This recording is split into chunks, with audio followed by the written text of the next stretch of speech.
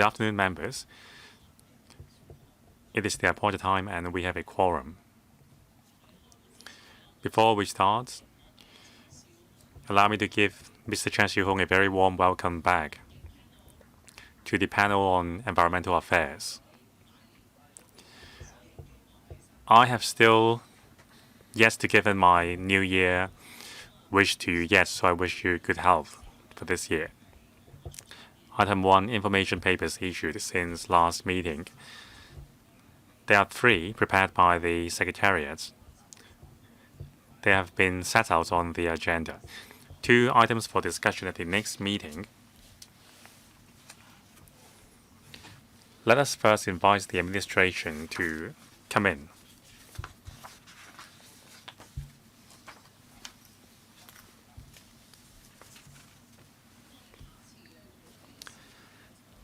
Items for discussion at the next meeting. Integrated Waste Management Facilities Phase 2 and Rehabilitation and Construction of Sewage Rising Mains Package 2, Kowloon and Southern Districts. The regular meeting will be held on Monday, 27th of April, 2:30 p.m. to discuss the above items. I seek members' views on the proposed items. There being no other views, that is decided. Next, item 3, Hong Kong Biodiversity Strategy and Action Plan 2035. The government representatives are already seated. We welcome Mr. Che Chin-wan, Secretary for Environment and Ecology, and his team for their attendance. I will now invite the Secretary to walk us through the paper briefly. There is going to be a PowerPoint presentation. Again, we will invite members to press the button to speak after the PowerPoint presentation is completed. Secretary, please. Thank you, Chair. Good afternoon, members. According to the 15th Five-Year Plan, Chapter 49, that's on enhancing the diversity and stability and sustainability of the ecology. Now, there are several national ecological preservation projects. In December last year, we have published the strategy blueprint for biodiversity 2035 to align with the relevant plan. We are a highly developed city, but at the same time, we possess rich biodiversity and natural ecology. We stress that lucid waters and lush mountains are invaluable assets and as the guiding principle, and we have been striving to build a beautiful China and beautiful Hong Kong to achieve human and ecological harmony. In 2016, we have launched the first phase of the biodiversity plan, and with the country's support, we have achieved much, including we have set up the Robin's Nest Conservation Park and the Long Valley Nature Park, and also 4 marine parks. We have established the Countryside Conservation Office, and we have banned local ivory trade completely. We have also launched the Hong Kong Biodiversity Information Hub to strengthen education and public awareness. Recently, the world and the country have updated the biodiversity strategy, especially that the Kunming Montreal Global Biodiversity Framework was passed at the Convention on Biological Diversity. The Ministry of Ecology and Environment also published the China National Biodiversity Strategy and Action Plan. To tie in with the country's strategy, last year we have also updated Hong Kong's own Biodiversity Action Plan. That is going to our plan for pursuing sustainability in the next 10 years. In the formulation process, we have given due regard to the country's development framework and also the key directions on building biodiversity civilization under 15th Five-Year Plan. We look forward to hearing from members' views and also collaborate with members to build Hong Kong into a more beautiful and livable city. I'm going to invite the AFSD, the FCD to brief members on the actual contents of the plan. Mr. Simon Chen. Thank you, Chair. I will now brief members on the updated BSAP. Now, my presentation will be separated in 3 areas. First, background. 2, the plan itself, and 3, implementation. In 2016, we have published the first phase of the BSAP. In 2022, the Kunming-Montreal Global Biodiversity Framework has set global targets of biodiversity.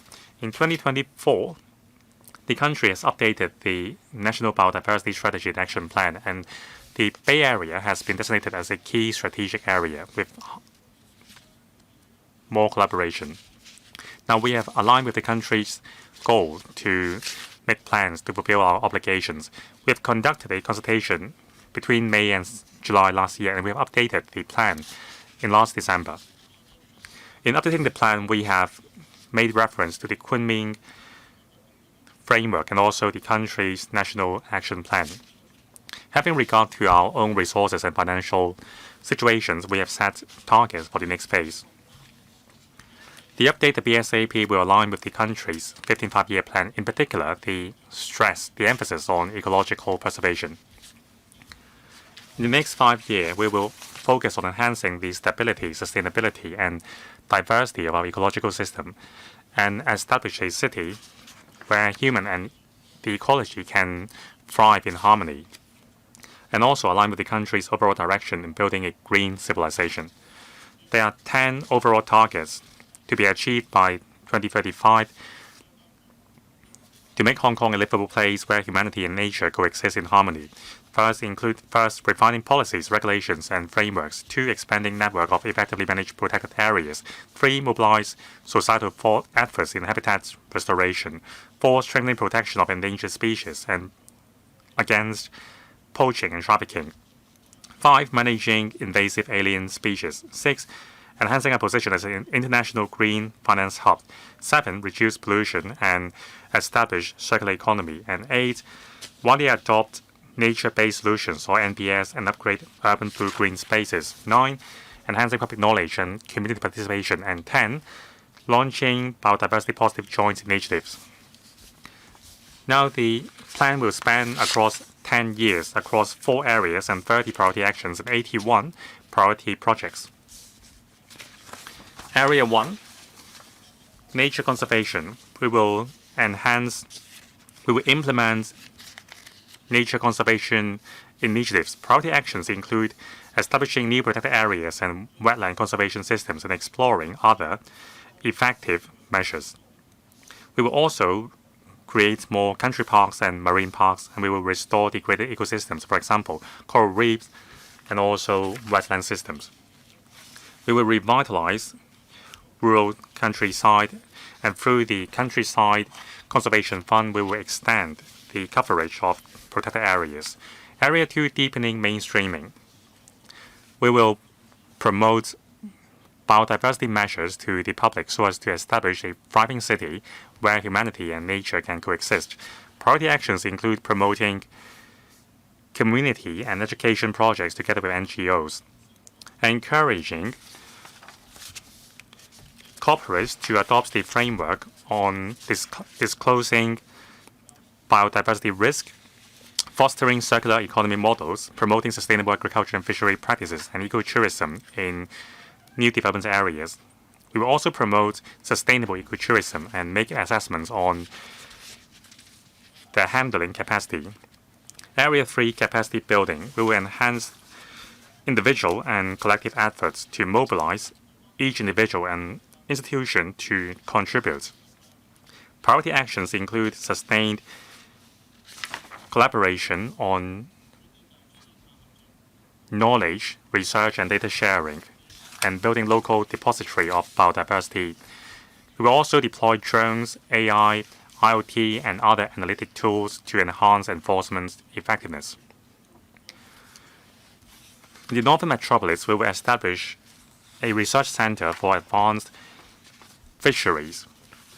Area 4, collaborative partnering, will broaden the culture of partnership across regions, industries, and communities to extend the ecological system beyond administrative boundaries. We will enhance the collaboration on wetland management and also support preservation of endangered species. We will also share information to crack down on poaching and other wildlife crimes.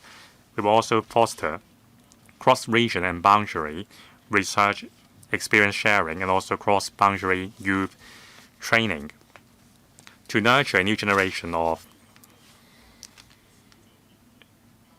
ecological vanguards. Now we will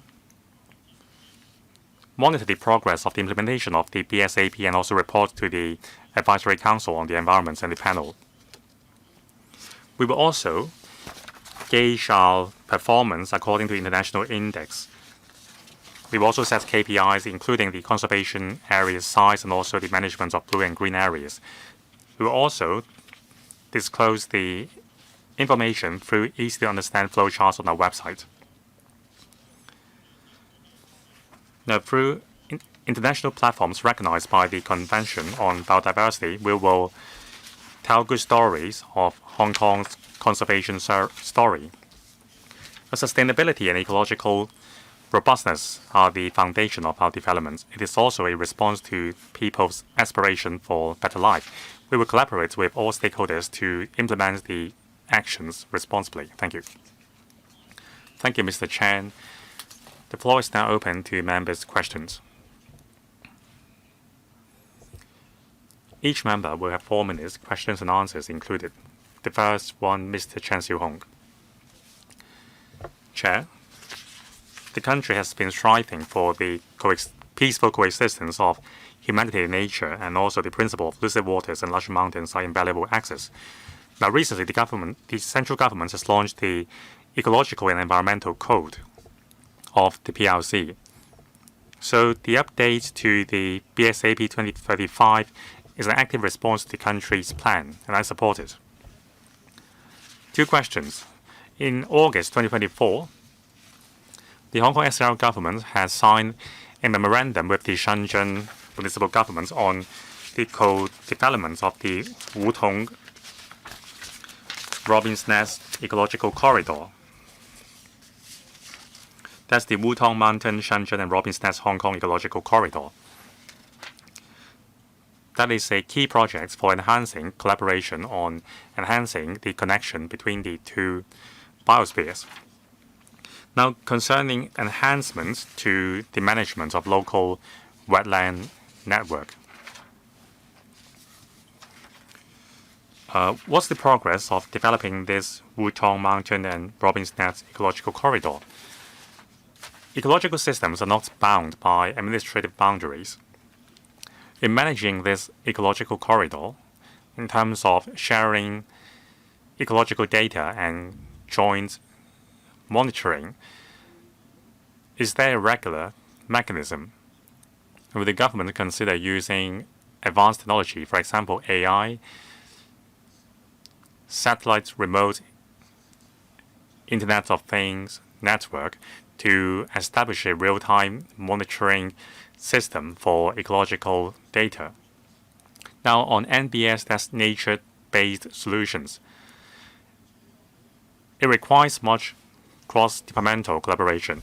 Now, under BSAP 2035 is 2.6, is priority action 2.6, under which you will pursue NBS. Now, the AFCD and the CDD have jointly launched the guideline on adoption of NBS.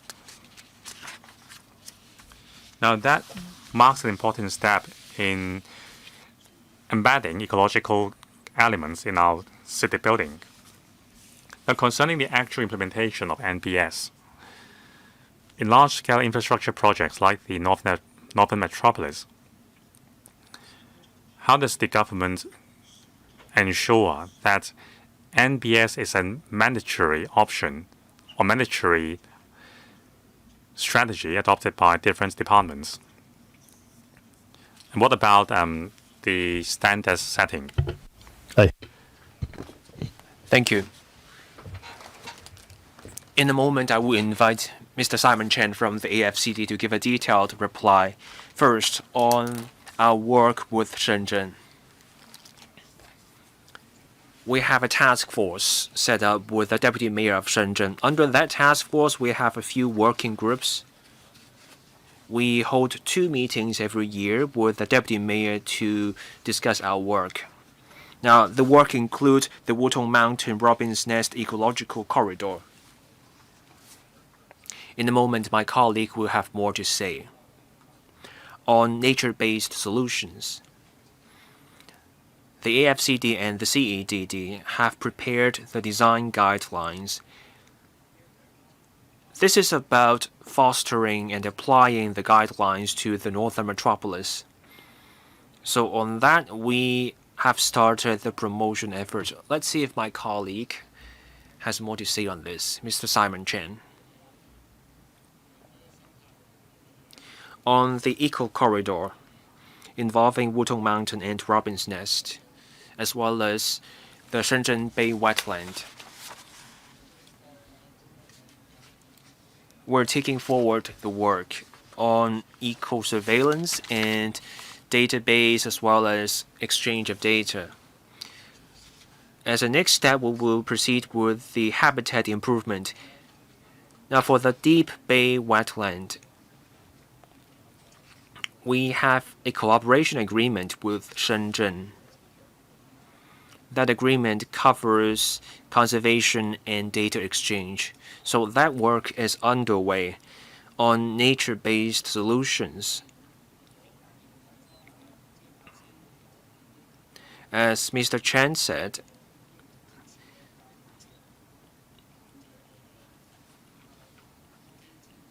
we have released the design guidelines on NBS with the Civil Engineering and Development Department.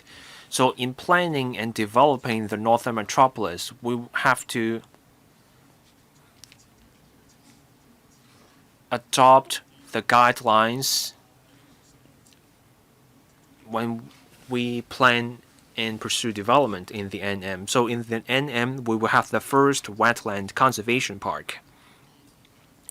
This is based on the idea of NBS.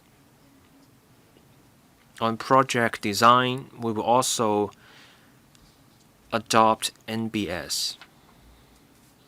Thank you. Next, Mr. Andrew Lam.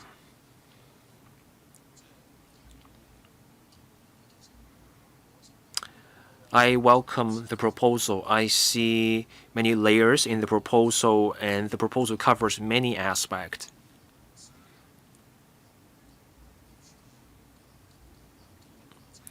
For major land and infrastructure development projects in the future, we have to uphold certain fundamental principles in conservation. I believe we will be able to uphold these principles. Society needs to move forward. We have seen ample examples in the recent years. We have ecotourism, we have in-depth tourism. Those developments may have an impact on the environment. Human factors are not the only factors. You have climate change. Different species also compete with each other. We have to protect certain things and enhance other domains. I talked to the Environment and Ecology Bureau. I learned that for baseline surveys, we are doing very well.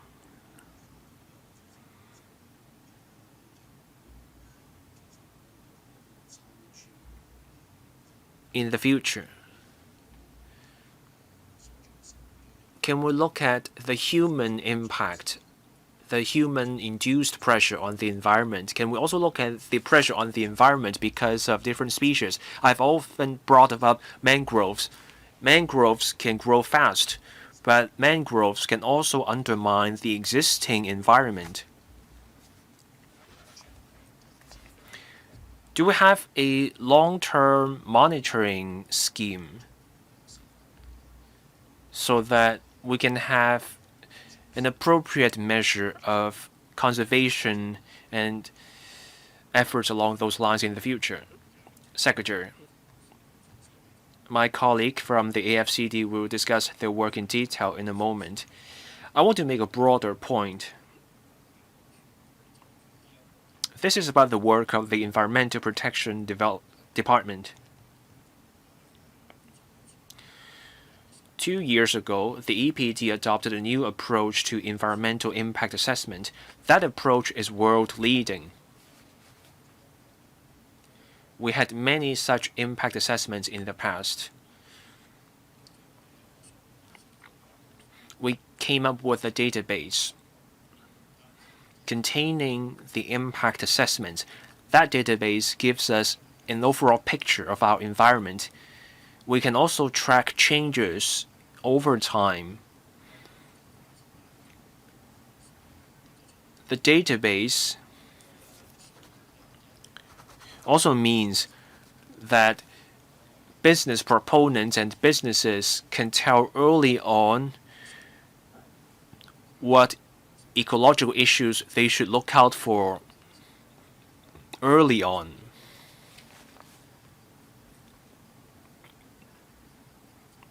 So as we try to balance development and conservation, that database is a great tool. Many of the concerns raised by the member can be addressed with the database. Of course, the AFCD's work covers more than just the database, so my colleague can tell us more. Mr. Lai, can we switch on the microphone of Mr. Patrick Lai, please? Mr. Lam brought up the ecological baseline.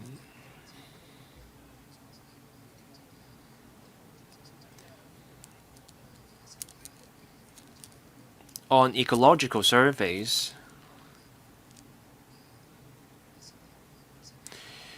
what can be done on this front? Our department takes a systematic approach to ecological surveillance on land and at sea. We look at key species. Once we spot an issue, we find a way to take follow-up actions. Now, 40% of our land is country parks. There is proper management in place. At sea, there are coastal parks. I can give an example. We can look at coral.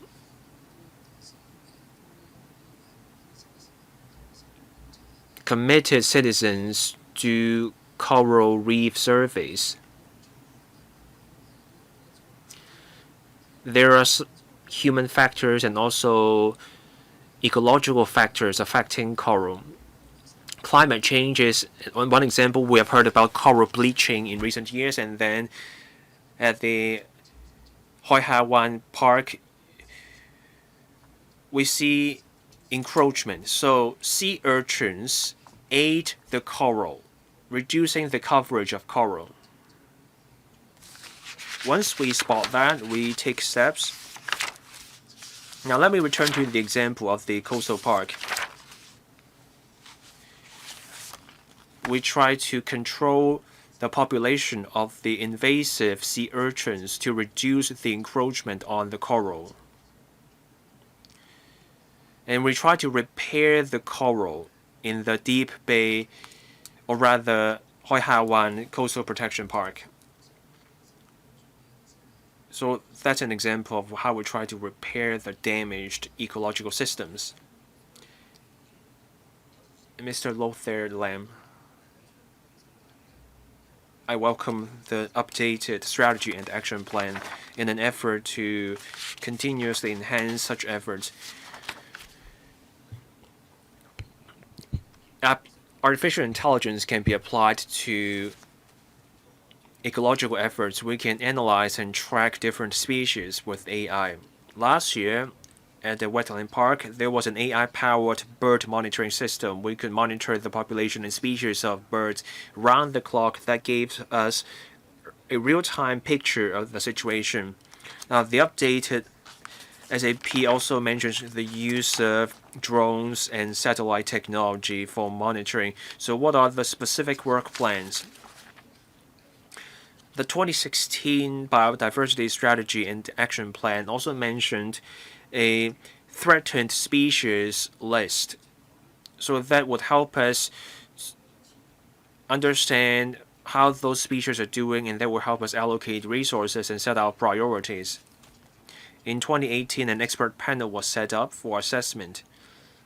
Before setting up that panel, the government also announced that the list would be announced in phases. So how's that coming along? When can we complete the list? public participation is vital to conservation. The paper mentions making use of social media and also holding the Biodiversity Festival. The first edition was held in 2015. So how was the participation? Do we have some figures? And what do we do in the future to raise awareness of biodiversity in the community in the future? Secretary. My AFCD colleagues will elaborate on the work in a moment. The member brought up artificial intelligence. The EPD on top of the AFCD also uses AI-based tools. The technology can pick up the chirping of birds and analyze the sound, and then they can tell the species of the birds. And then we can identify the distribution of the birds. Observing the patterns with human beings falls short on precision. So we can see that in conservation, there is huge potential for the application of artificial intelligence. The AFCD can take the other questions. Mr. Chen or Mr. Lai? Thank you. On the use of technology in conservation and monitoring, one priority action is making use of technology. We adopt different technologies based on the project. We will have a project on the Sanpushu Wetland Park. On monitoring the park's operation, we will adopt AI and the Internet of Things to help us monitor and operate the wetland park. On protecting species, we're adopting genetic identification aided by AI to help us track illicit trade. Surveillance tools such as satellites and drones, and also molecular tools, will also help us crack down on illicit trade involving endangered species. The technology will enhance our capability and efficacy. On the list of endangered species, that was started under the first biodiversity strategy and action plan. So we'll look at different species: mammals, birds, fish, butterflies, dragonflies, and meaning amphibians. We have gathered the baseline information, and now we're assessing the information. We will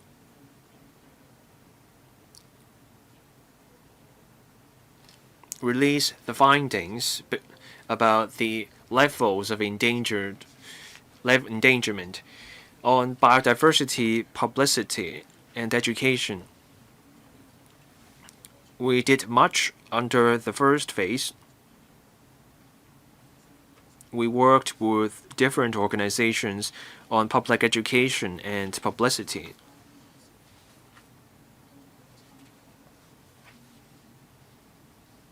We can provide information about the level of attendance and effect after the meeting.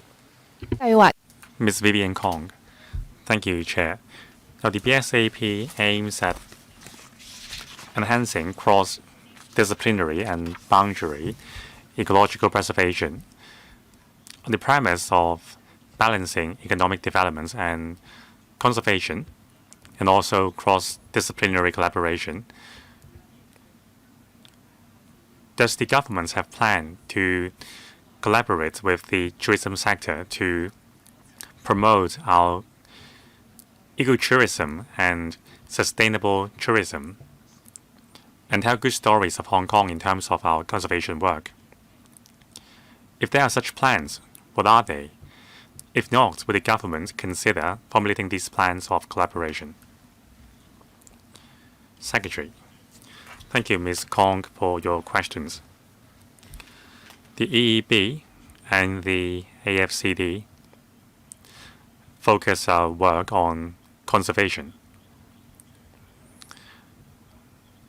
Of course, when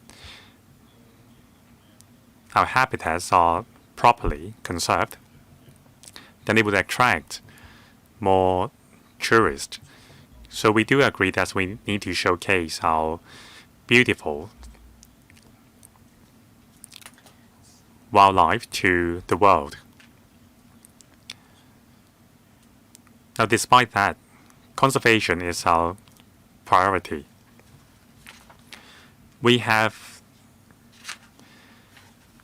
many bodies for implementing our strategies. For example, the Countryside Conservation Office. Besides conservation projects in rural areas,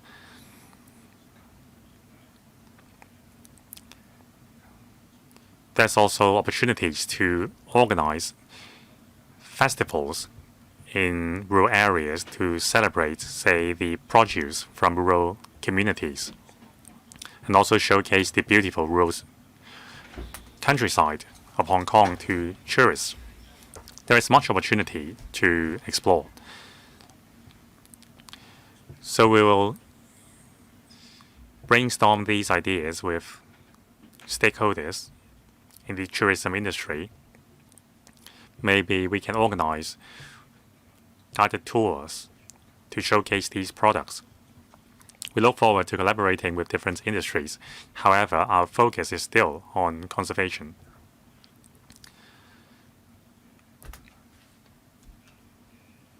And there are other opportunities arising, for example, tourism. We will be pleased to discuss that with the trade. We'll continue to discuss the matter with Ms. Vivian Kong to make good use of our conservation efforts to boost the tourism sector. Next, Dr. Hoey Simon Lee. Thank you, Chair. I have one suggestion and two questions. First of all, my suggestions are that we have to collaborate with our neighbors in terms of biodiversity. Now, in the BSAP, there are a number of measures to collaborate on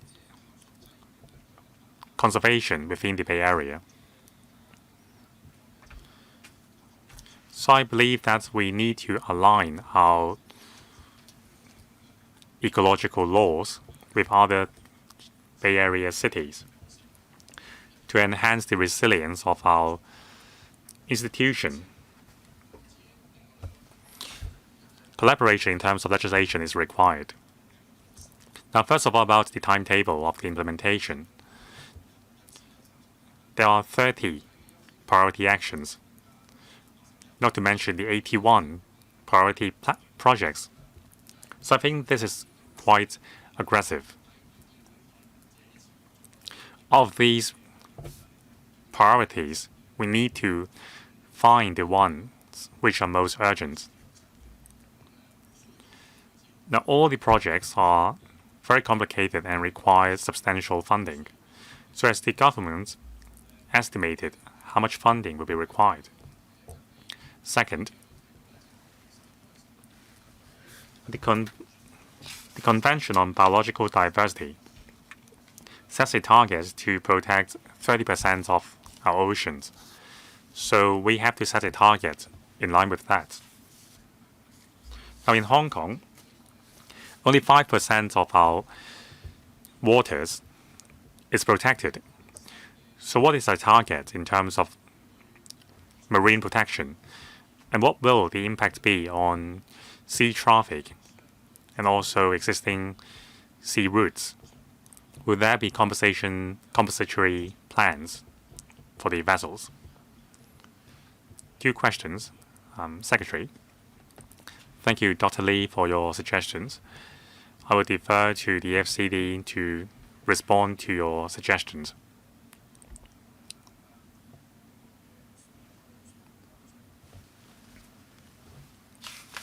The Convention on Biological Diversity, all the signatories are sovereign states. Hong Kong is just a city. So the global targets, not all the global targets apply to Hong Kong because we are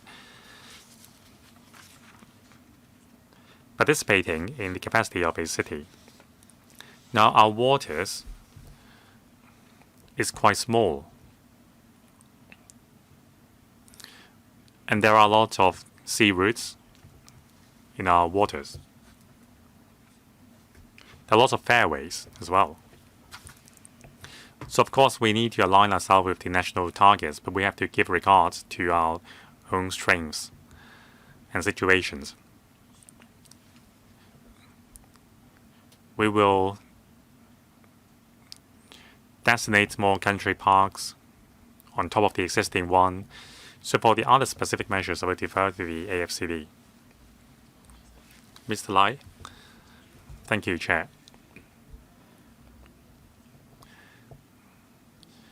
Concerning the priority projects, which are the most urgent ones. Now, as the Secretary mentioned, Hong Kong, as a part of the country, we have our own specific roles. Now, in terms of marine protection areas, they include marine parks and coastal protected areas. Now, the Secretary has mentioned the percentage these areas account for. Now, there are OECM, that is other effective area-based conservation measure. So this is the new concept in preserving biodiversity. Now, Myers Bay has been designated such an area. It is not an official marine protected area, but the government has dedicated a lot of resources to manage the area. For example, ecological monitoring, waste removal, and also value adding and other measures implemented by the AFCD. That's one example of OECM. So in the future, we will designate more suitable waters as OECM.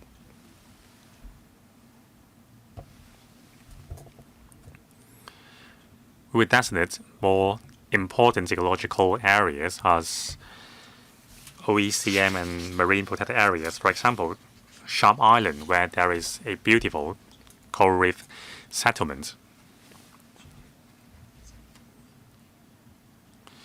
So with these efforts, we believe that we can extend the area of marine protected areas and also OECMs to achieve our goals.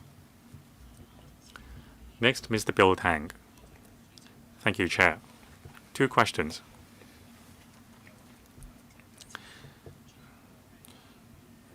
Now, the BSAP has been formulated long ago, and now we are updating it based on the achievements.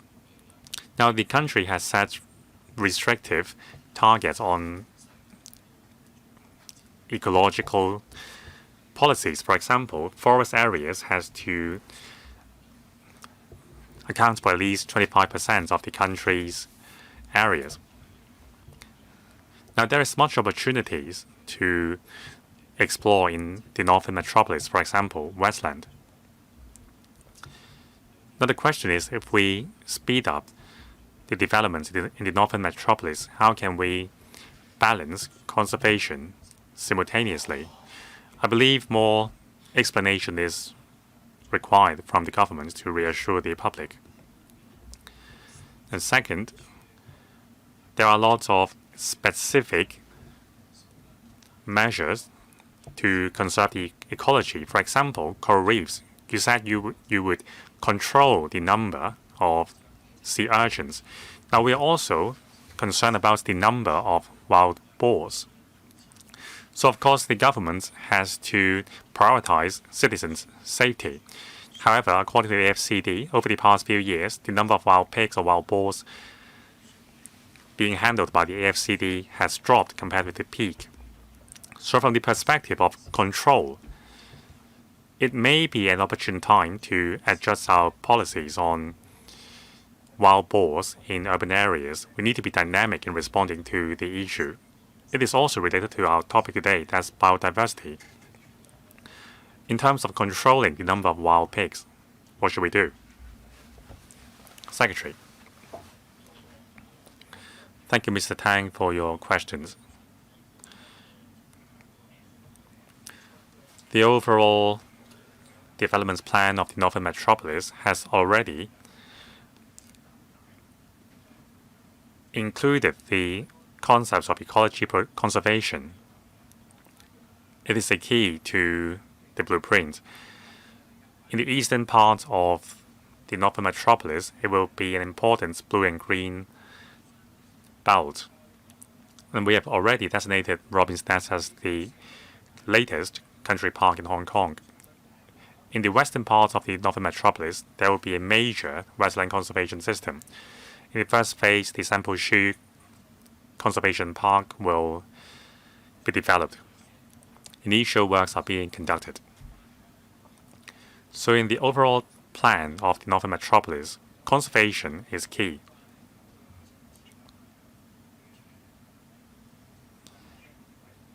Now down the road, when we are developing specific areas in the Northern Metropolis, government departments and stakeholders will have to follow the latest guideline handed down by the AFCD and the CDD, that's the design guideline on nature-based solutions. So conservation is key in the development of the NM.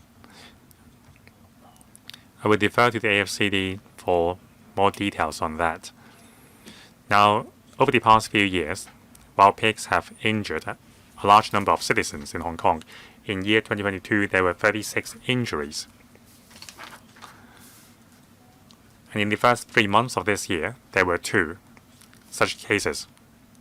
Now in Wu Kai Sha and Ma Wan Shan, there were, in one case, 6 persons were injured.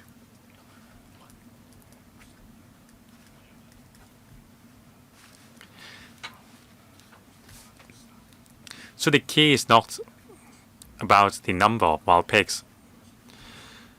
What's more important is to limit the habitats of wild pigs in forested areas.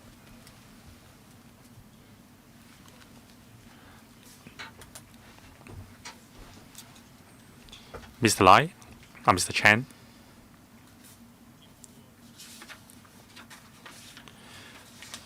We need to strike a balance between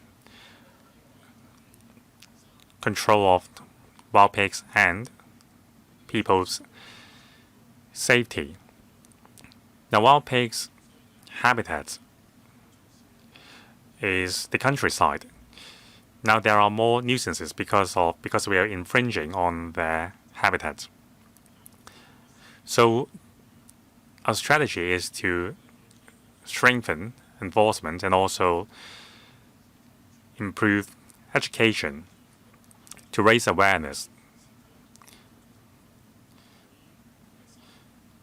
So if wild pigs are living in the natural habitats without causing any nuisance to the public in urban areas, we will not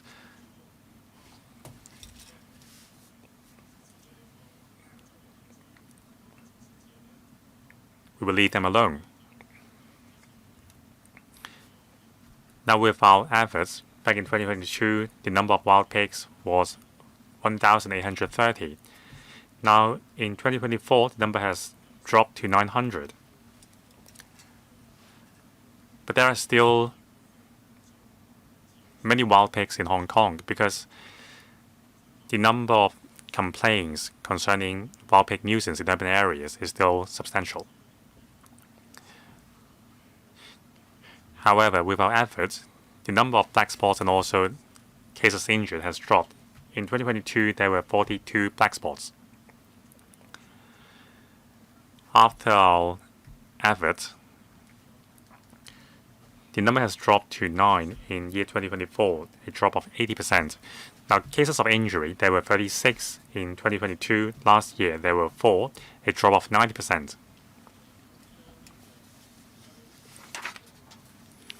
So for wild pigs causing risks in urban areas, we would catch them.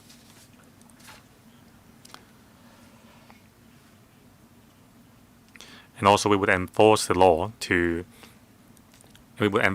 against illegal feeding of wild pigs so that wild pigs would stay in their natural habitats.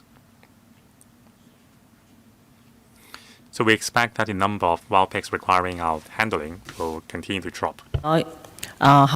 Thank you. Next, Mr. Jonathan Lamport.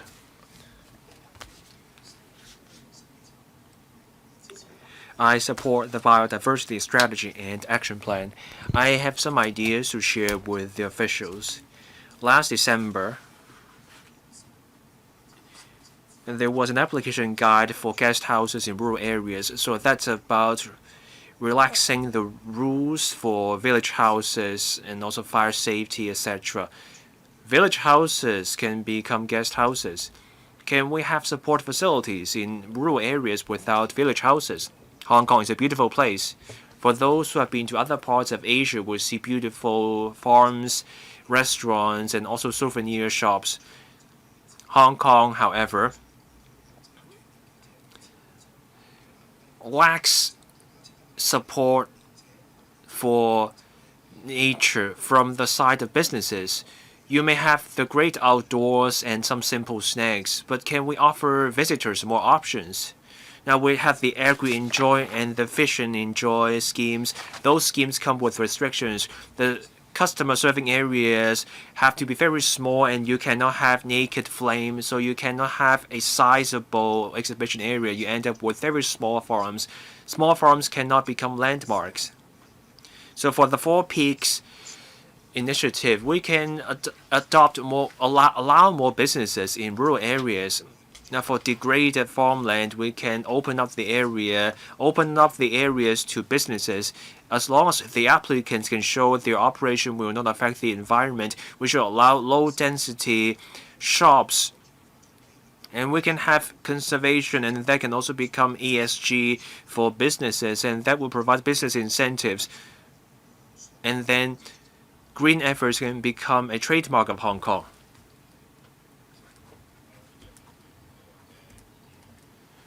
I thank Mr. Lamport for his idea.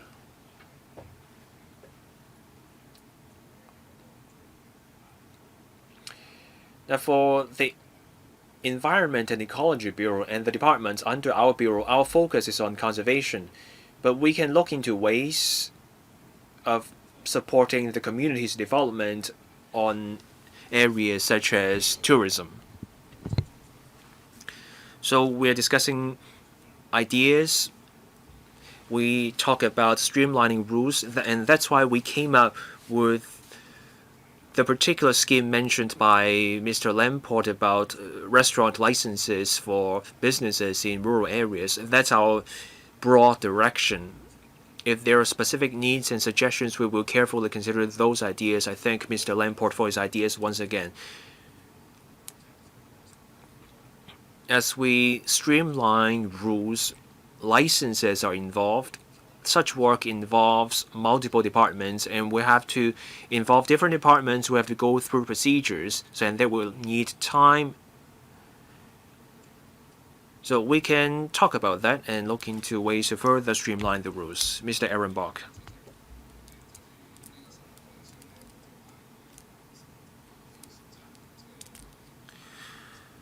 Biodiversity matters. I want to commend the great work done by the Environment and Ecology Bureau.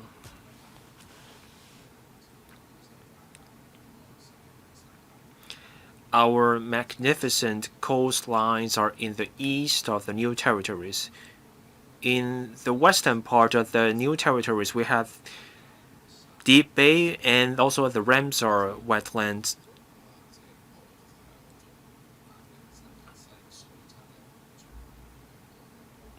but the water quality in New Territories West has been poor. Now, we used to have the harbor treatment plan, and that improved the water quality of the Victoria Harbor. Do you have similar plans for the water in New Territories West? In the future, there will be development in the northern metropolis. There will be development in Pak Nai and Lafaoshan. So we have to do something. I do cycling myself. I see conservation areas of great value in the new territories, but those conservation areas are under the control of the MTR Corporation. Now, because of previous railway development projects, those areas fall within the areas of the environmental permits. Those are magnificent areas. The public cannot access those areas. Can we talk to the MTR Corporation to allow some sort of access to the public so that the public can take in the breathtaking views in those areas? Secretary.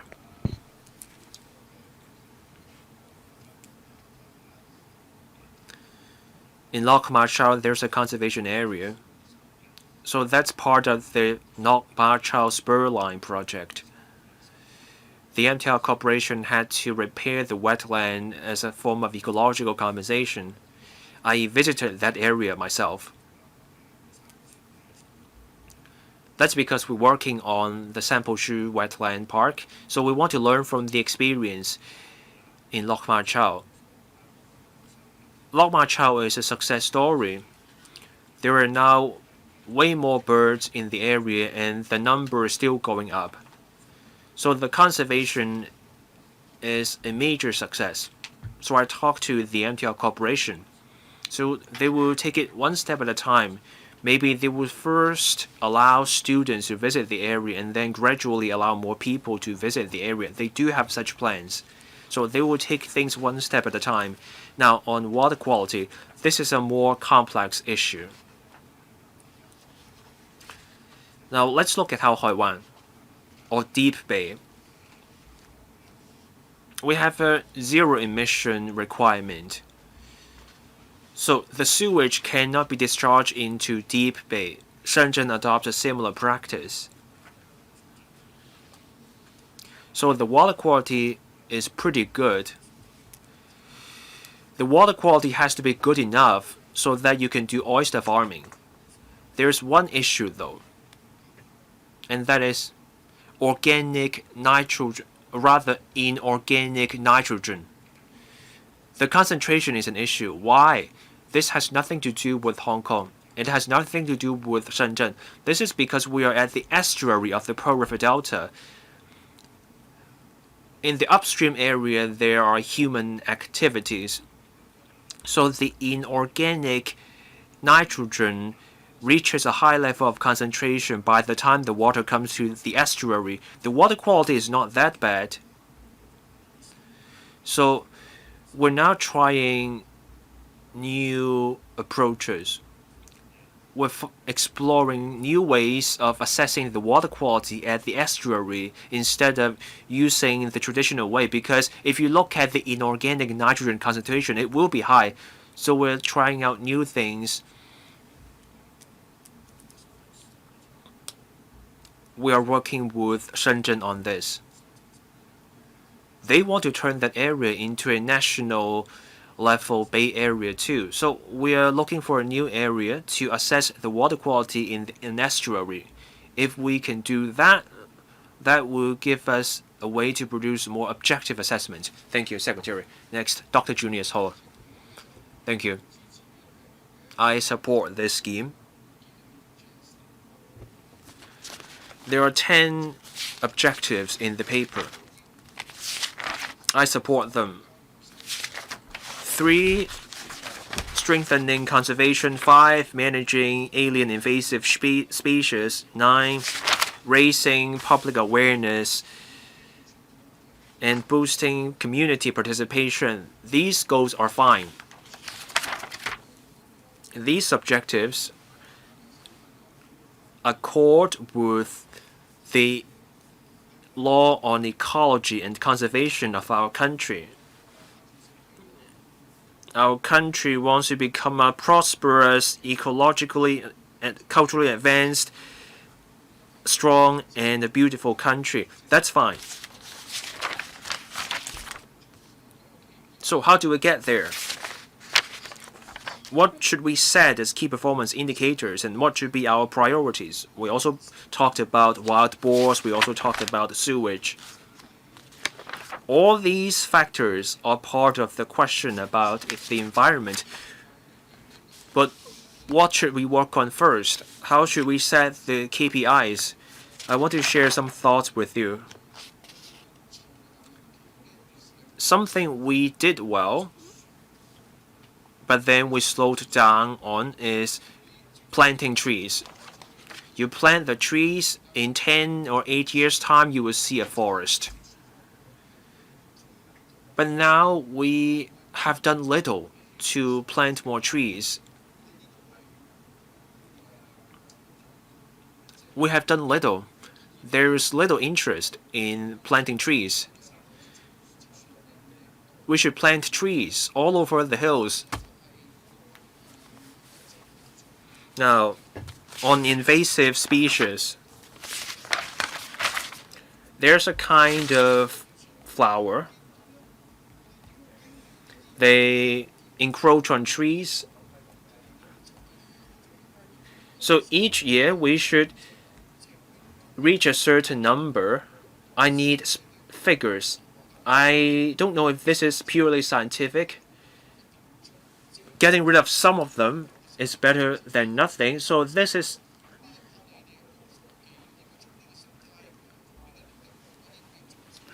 we have to do something about this.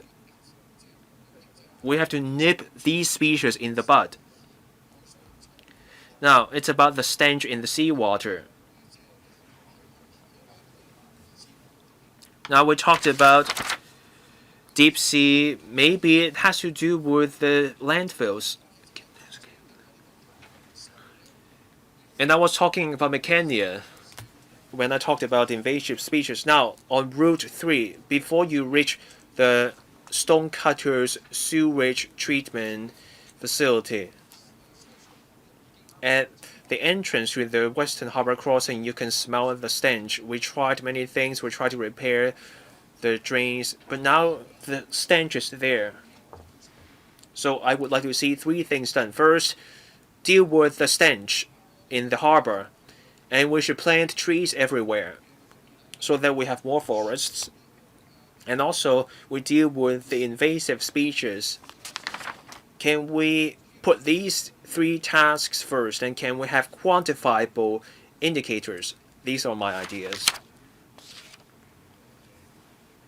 I thank Dr. Ho for his ideas. So it's about trees and Mecania.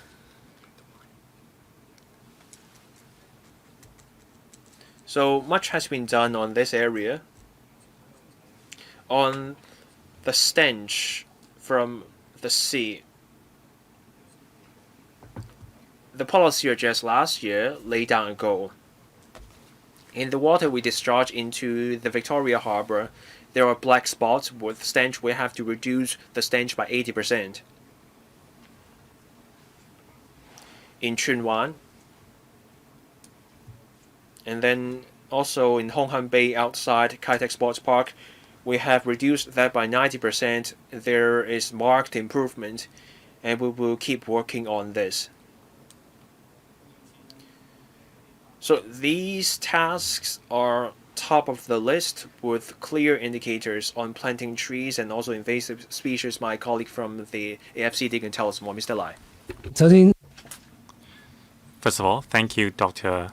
Junior Ho, for your opinions. First of all, on Mecania or bitter vine, it has been on our record for many years.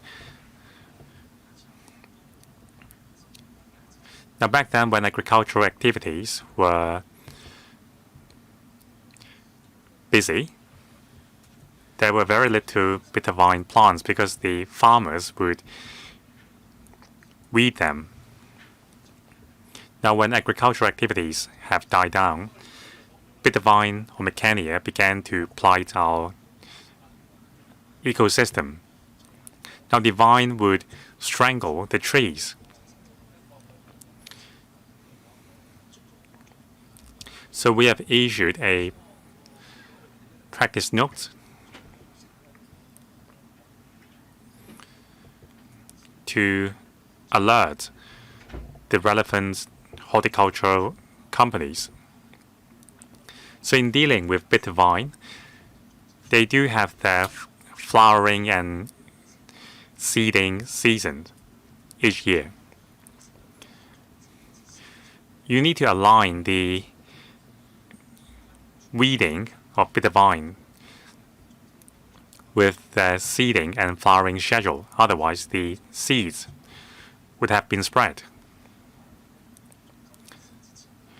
So the contractors must weed out bitter vine before the seeding season.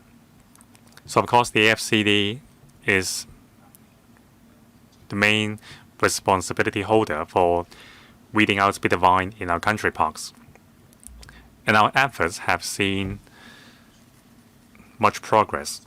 However, it is impossible to eliminate these species in Hong Kong. So what we can do is to remove them as much as we can, especially at the periphery of forest. Now concerning tree plantings in country parks, we have been collaborating with the People's Liberation Army each year. And we have a yearly tree planting day. In fact, the coming Saturday will be this year's tree planting day. And we combine the tree planting activities with hiking activities as well. Now, some of you may question whether there are fewer tree planting activities compared with before. Actually, there's a reason behind that. Now, in the past, we saw more hill fires or countryside fires. Now, after hill fires, we needed to replant the trees. With better control on hill fires in recent years, there is less need to plant trees. So in recent years, we have been focusing on enhancing the biodiversity in our forest. For example, we are replacing foreign invasive species with local species, or adding the number of local species in our forest areas. Even private developers are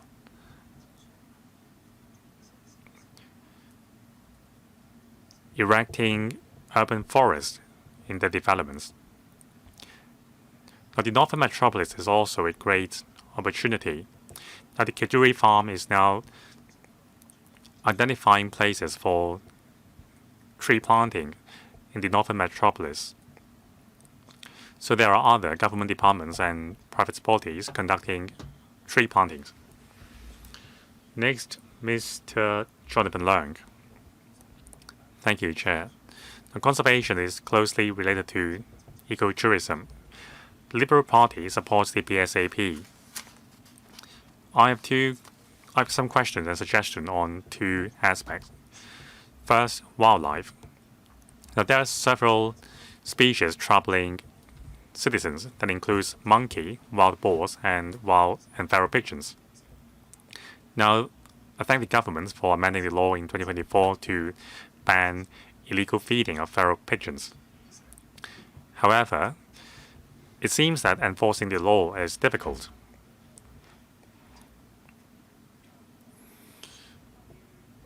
Now, it is very difficult to enforce the law on hikers who feed monkeys. And people who feed wild pigs usually do so in early hours or early mornings. So we sometimes see people scattering food or feed on the ground and then just leave. So the difficulty of law enforcement is challenging. So overfeeding will harm biodiversity. a natural increase of the number of certain species would hurt the ecosystem as a whole. Now, second aspect is trees. Now, the government has planted a large number of trees, but it gives rise to three problems.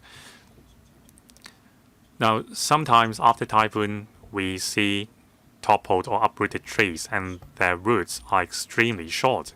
It shows a lack of space. Now, even when there are sufficient spaces, because of the sheer number of trees planted close together, there is a lack of space for the tree roots to extend.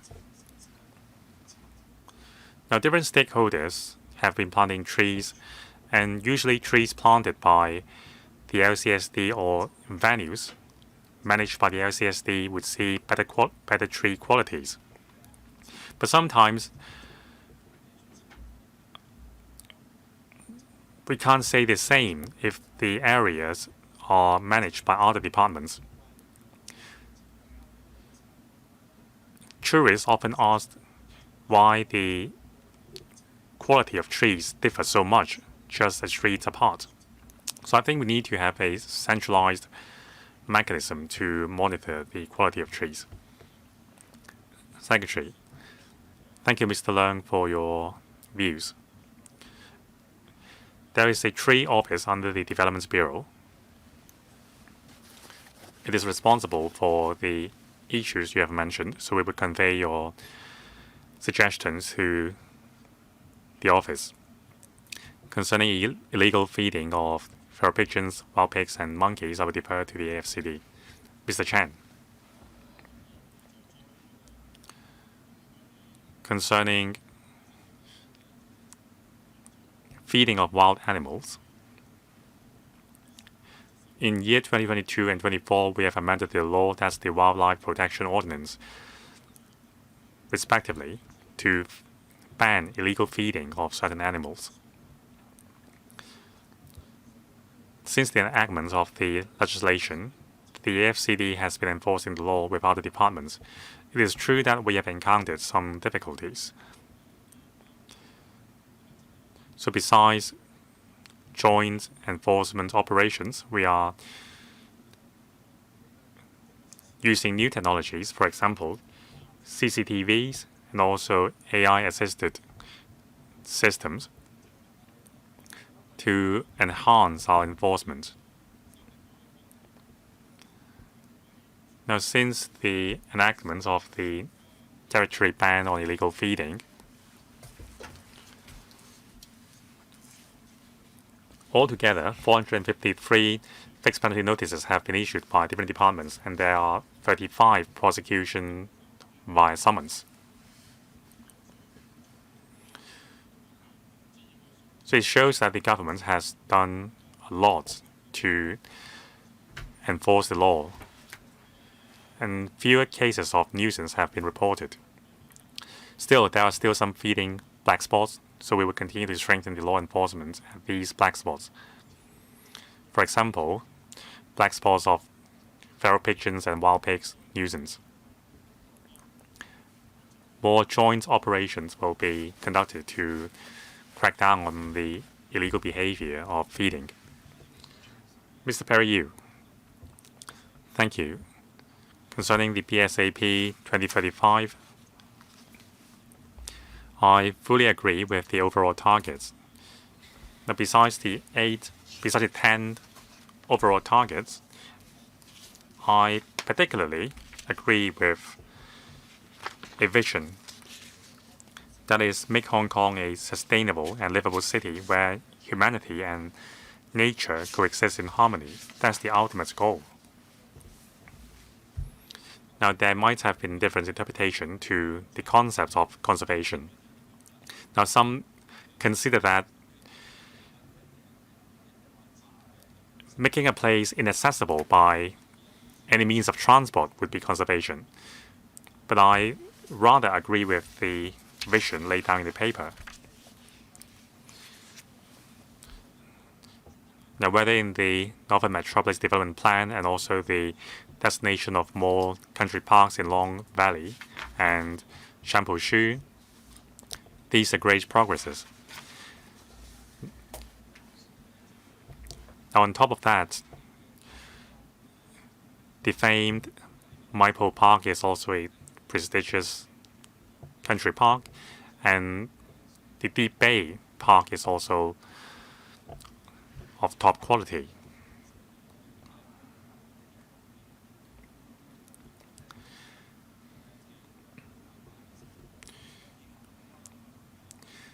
So these marvelous country parks and protected areas are the fruits of the government's work. Now, of course, the AEB has been relaxing some restrictions, for example, the Agri-Enjoy and Fish-Enjoy schemes for leisure farming and fisheries. So I believe these relaxations will not hurt our conservation efforts. On the other hand, it will allow residents and tourists to enjoy these marvelous resources in a responsible manner. It will galvanize our brand. So that's my views.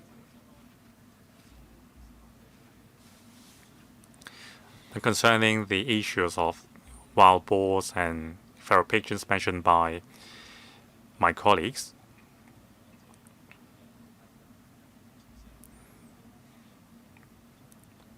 we need to strike a balance with administrative measures.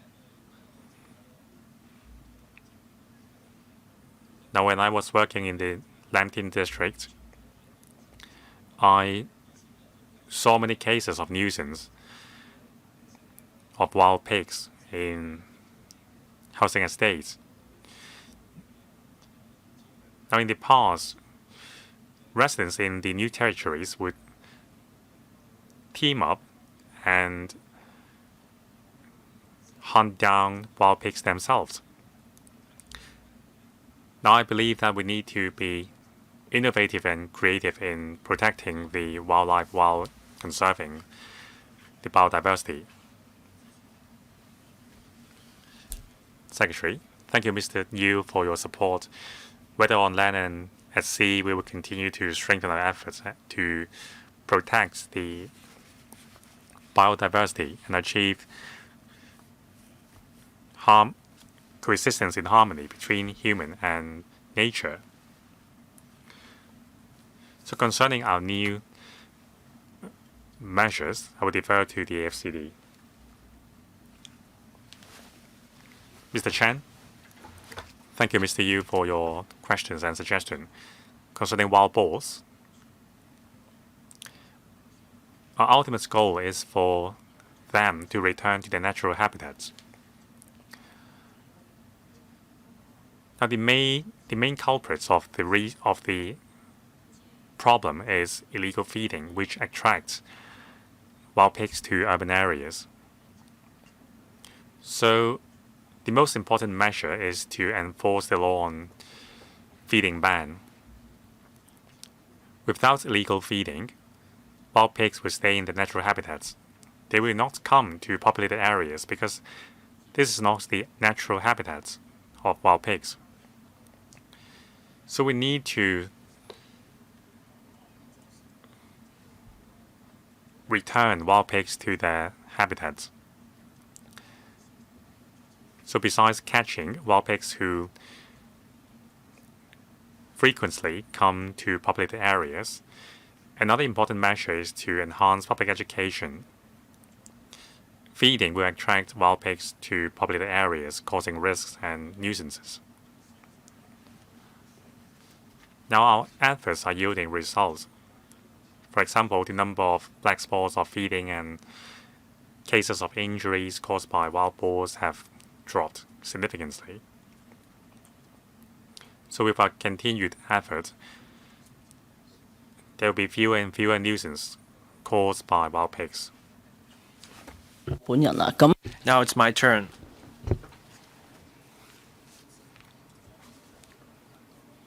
I take immense pride in this. We're talking about 580 species of birds, 6,000 marine species, and 80 stony coral species. Hong Kong is a compact place, but we are home to so many species. I take immense pride in that.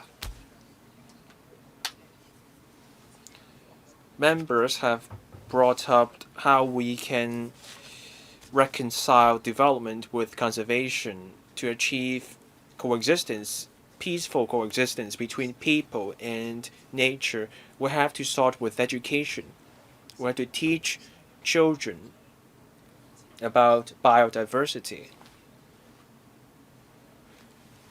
The secretary mentioned technologies. We now have AI-based tools to analyze the chirping of birds and tell us the species.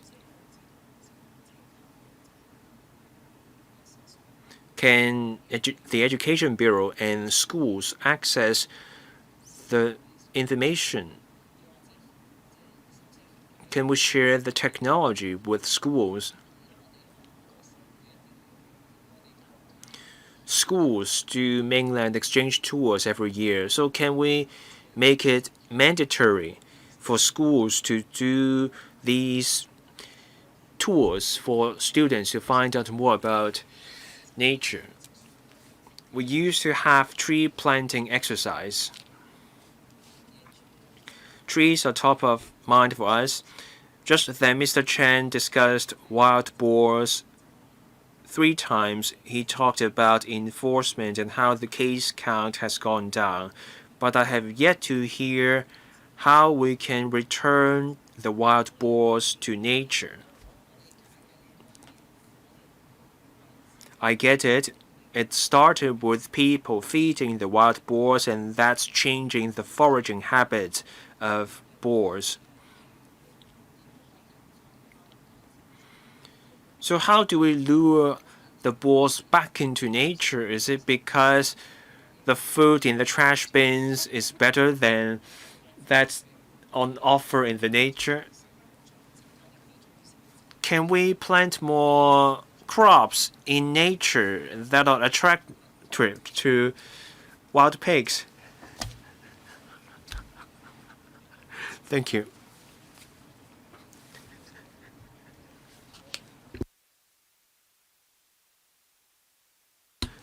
We're working with the National Environment and Ecology Ministry on this.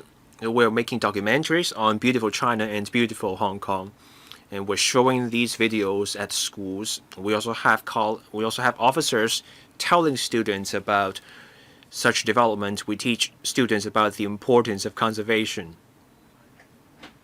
Once students watch the documentaries, they will understand the importance of protecting nature and cherishing it. We adopt technology in conservation.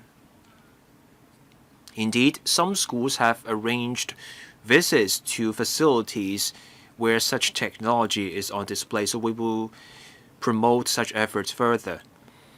On wild boars, the AFCD can elaborate on this. So we're not trying to lure the boars back into nature. For boars who have already changed their foraging habits, there is no option. We have to get rid of them. As long as we don't lure the boars from nature to the urban areas, they should be fine. Wild boars are wild creatures, and they are nocturnal animals. Normally, wild boars live in nature. They come out at night. They eat tree roots. They are omnivorous. They eat small animals in the wild.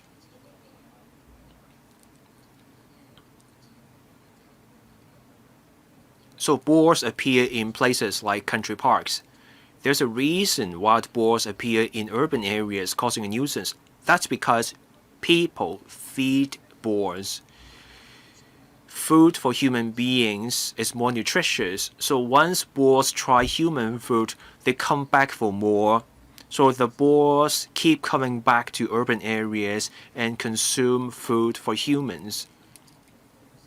So for boars accustomed to coming to urban areas, we'll have to capture them. Boars in nature will stay in nature. they are wild animals. They are wary of human beings.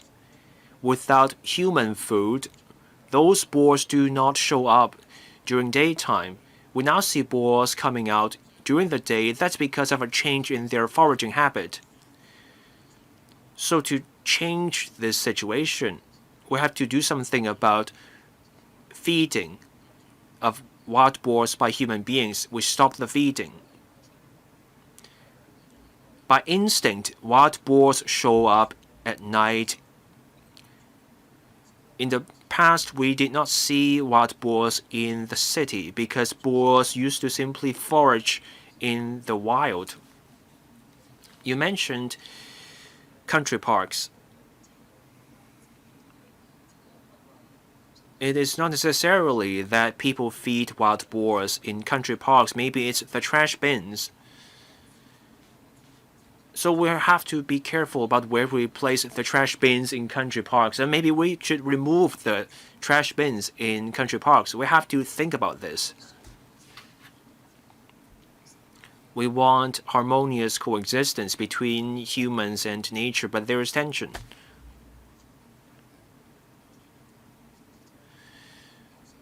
Madam Chair, you are spot on. Trash is another source of attraction for wild boars. That's why we don't have trash bins in country parks now. Many years ago, we started this campaign about people taking away their own trash. Maybe there are some trash bins in barbecue sites or in the fringe areas of the city. So monkeys and some wild boars rummage through the trash bins for food. That's why some years ago we came up with a design for trash bins to prevent boars and monkeys from rummaging through the bins. And then in the fringe areas of the city, we have put in place those specifically designed bins. So that makes it hard for monkeys and wild boars to rummage for food.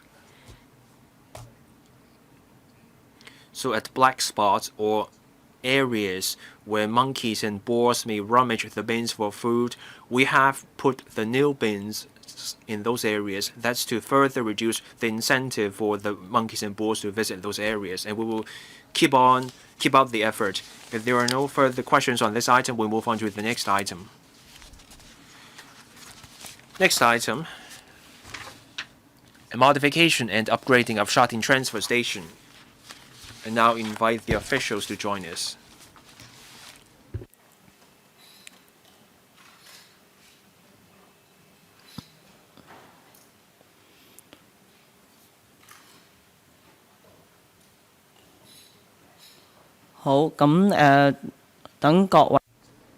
Let's wait for the officials to settle down. And then I will invite the Undersecretary to briefly take us through the paper. And then we will come to the PowerPoint slides. After the slides, I will open the floor for questions from members. Undersecretary, whenever you are ready. Madam Chair, members, we're here to brief members on the proposal 5193DR. This is about modifying and upgrading the Shatin Transfer Station. Transfer stations are a key piece of infrastructure in waste management in Hong Kong. This facility is key to environmental hygiene and people's lives. 80% of our municipal solid waste is transferred to landfills via 7 refuse transfer stations. Some of the waste goes to the Integrated Waste Management Facilities Phase 1 or iPark 1. Now for the Shatin Transfer Station, this is on On Hing Lane in Shatin. It was commissioned many years ago, and it receives solid waste from New Territories East and Kowloon East. Its daily capacity is 1,800 tons. The current contract will expire in October this year.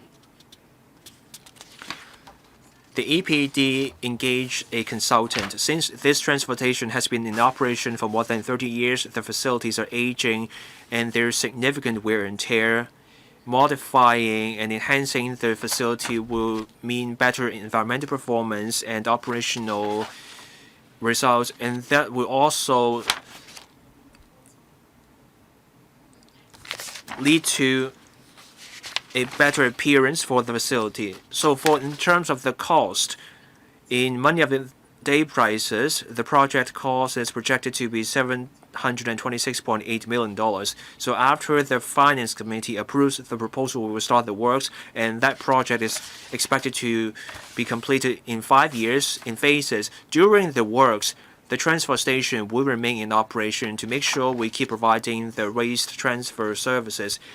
Now I invite my departmental colleagues, Mr. Derek Lai, to tell us more about Project 51D93DR.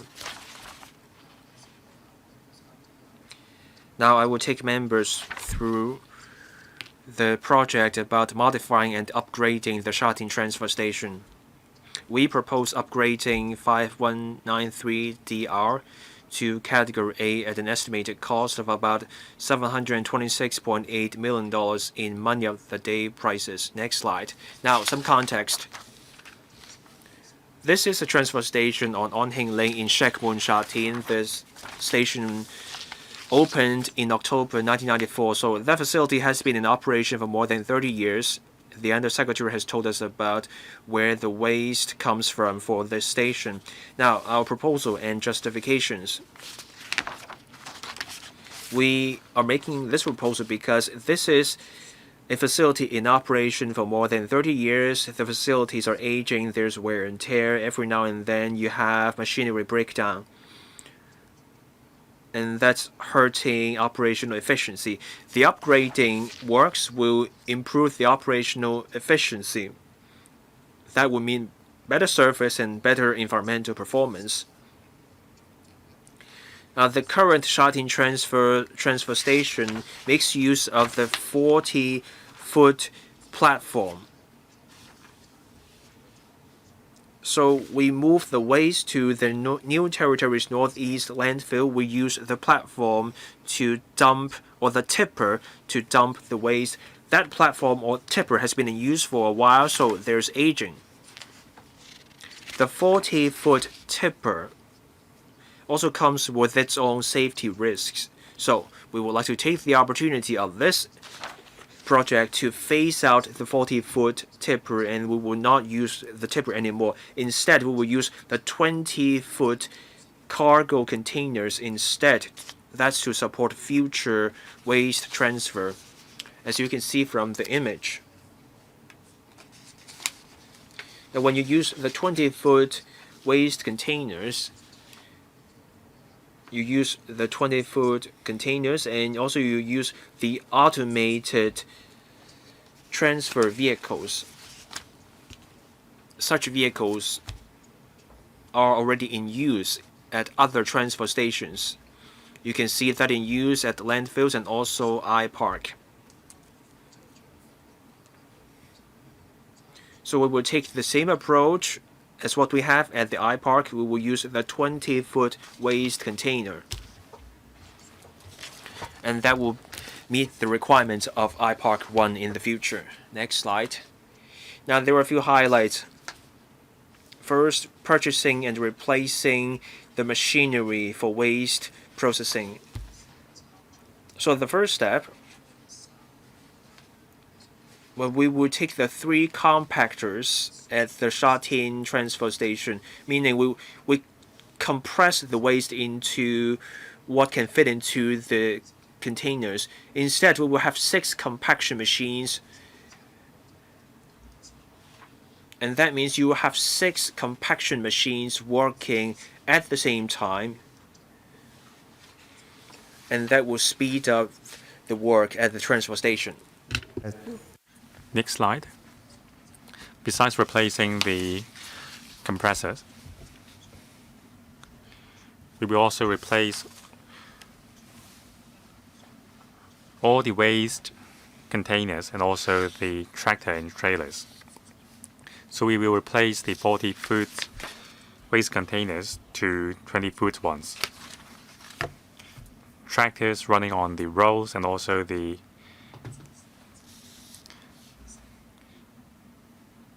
tractors with self-tipping functions will be used.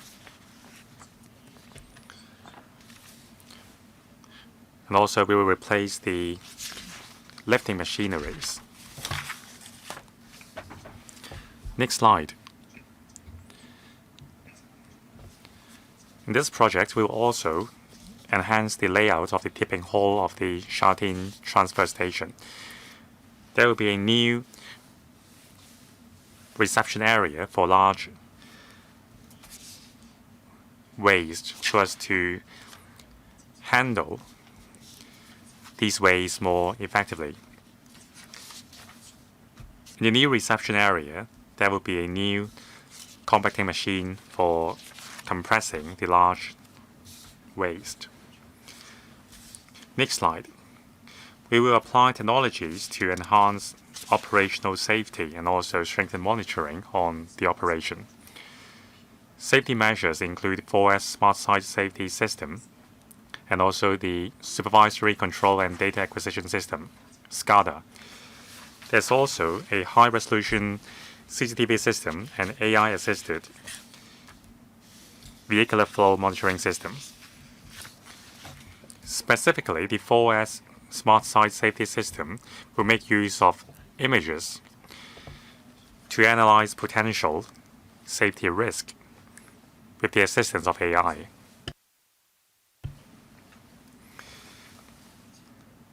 The system will also use laser technologies to mark the parking positions for the waste trucks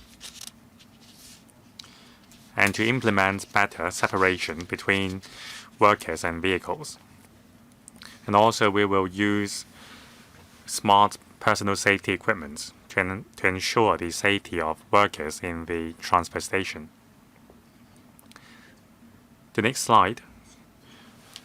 SCADA, Supervisory Control and Data Acquisition System. The SCADA system has already been in use in newly renovated transfer stations. The SCADA system will feed contractor of the transfer station with real-time data to monitor the performance of the station. As shown on this slide, the SCADA system will enable real-time monitoring of the deodorant system in the transfer station to enhance the environmental performance of the station.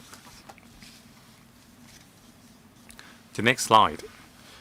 The transfer station will be equipped with a high-resolution CCTV system. It will enable real-time monitoring of the tipping hall and other facilities by the contractor. This will enhance the safety performance and efficiency of the facility. Next, there will be a new AI-assisted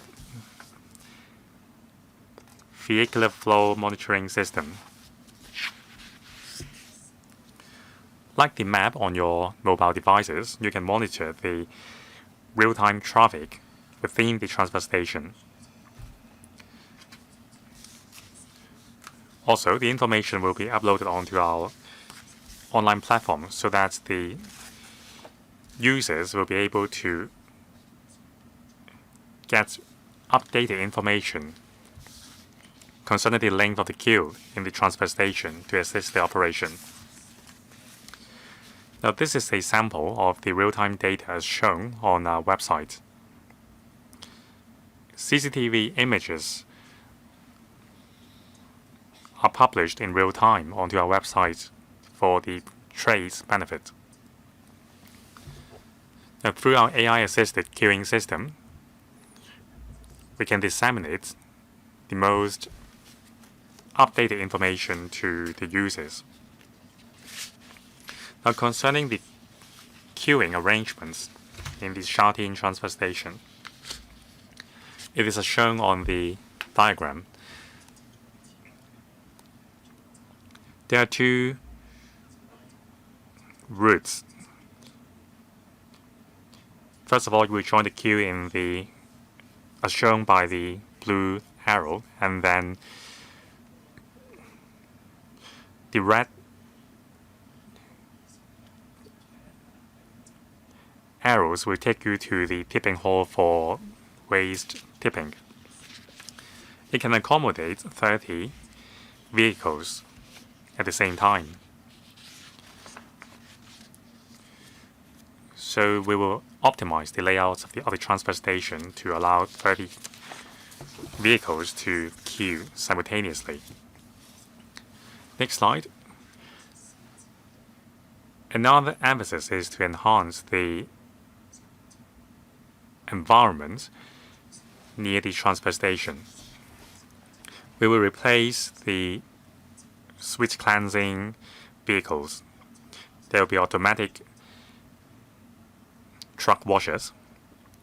We will also strengthen monitoring of seepage of effluents by the trucks nearby, and we will strengthen street cleansing nearby. Now we will replace the existing street cleaning vehicles with the new ones. Now besides water jets, the vehicle will also be equipped with a suction system to dry the road surface after cleaning. It will benefit both drivers and pedestrians. And also, we will enhance the automatic vehicle washing machines in the transfer station. At present, there is no blow dryer equipped.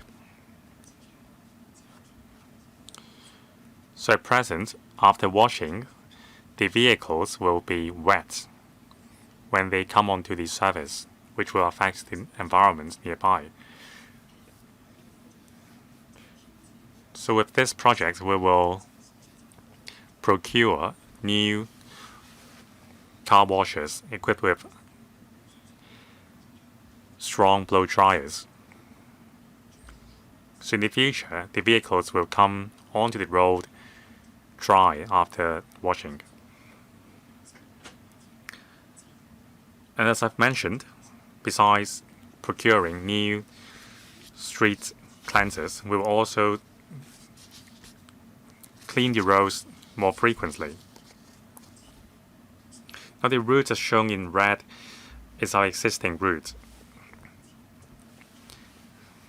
We have consulted the stakeholders in this Chang'an district. Now we have decided to extend the cleansing route so as to improve the hygiene condition of the road surface. Also, we will strengthen monitoring of the effluent tank of the compressors.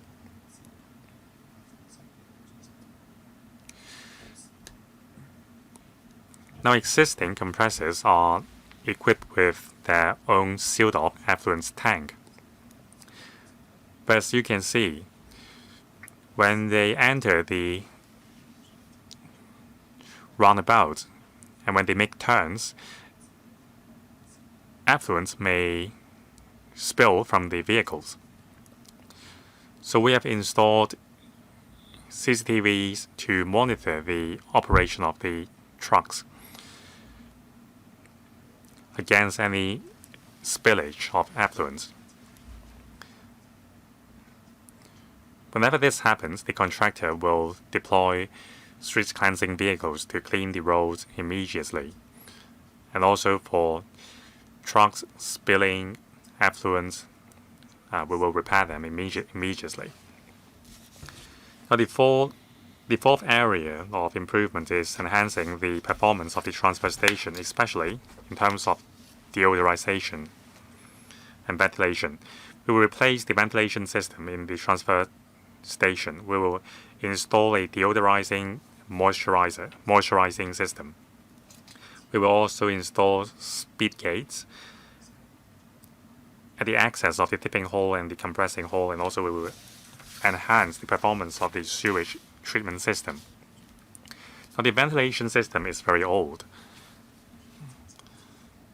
So we are going to replace the system with a new one.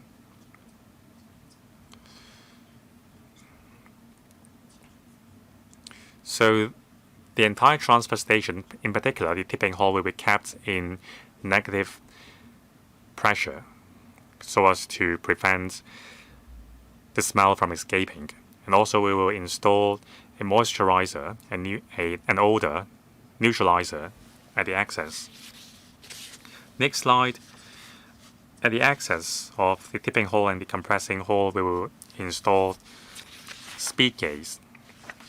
They can be open and closed rapidly to prevent the odor from escaping. Next, besides installing speed gates at the tipping hall's access, at each tipping area, we will install roll-up doors to control the odor. Next, the last area of our project, improving the aesthetic of the building and also enhancing the green performance by saving energy. So we will improve the aesthetic of the transfer station to make it more compatible with the nearby areas. In particular, with the columbarium, which has commenced operation since the end of last year, we want to improve the look of the building. We will also install photovoltaic panels to improve the energy-saving performance. So we hope this project will be supported by the Environmental Affairs Panel. We will submit the proposal to the Public Works Subcommittee and the Finance Committee for funding. After funding approval is given, we will award the contract. Our target is to complete all the works within 5 years' time. And during the works, the transfer station will continue to operate. Thank you. So members have pressed the button. I will give each member 4 minutes. Mr. Kenneth Lau. Chair, this transfer station has been in operation for 30 years. I support upgrading the transfer station to improve the environments.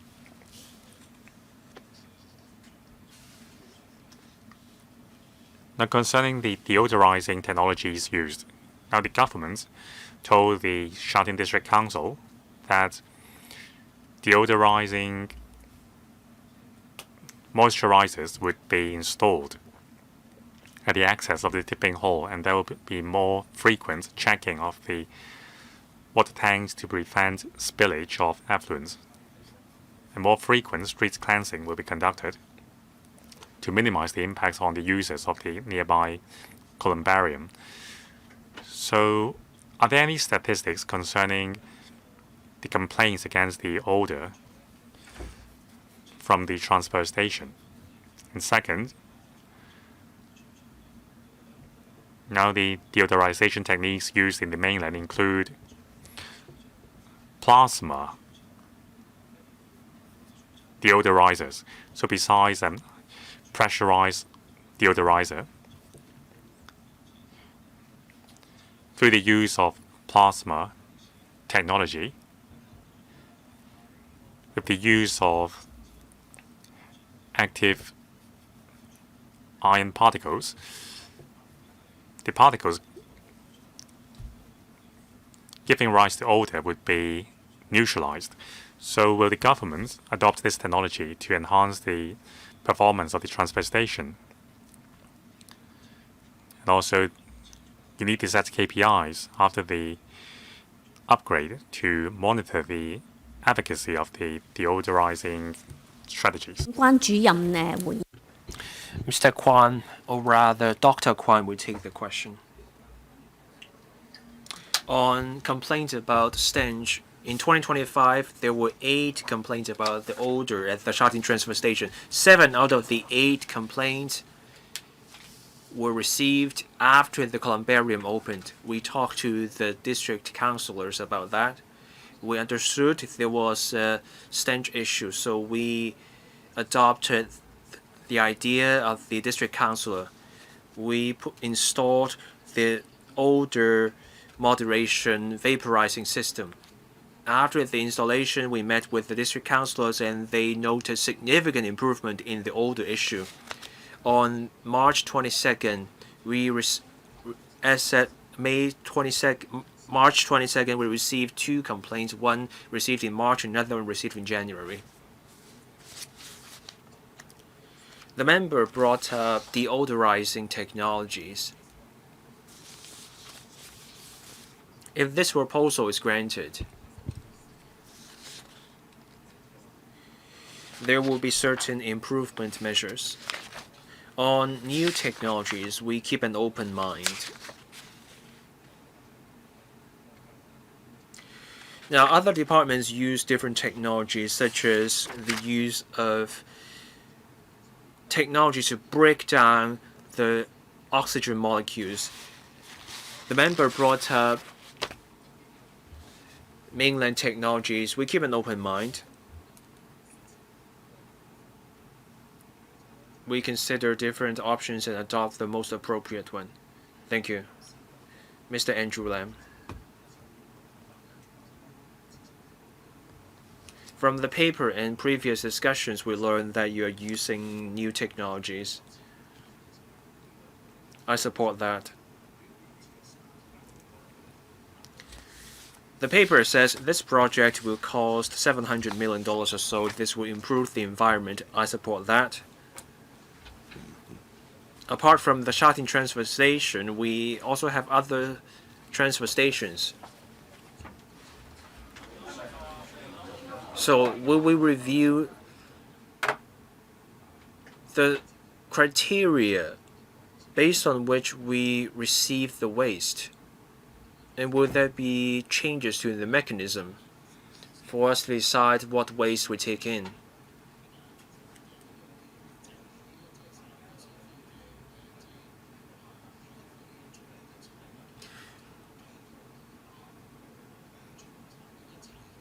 We will look at the mechanism of all the transfer stations as a whole.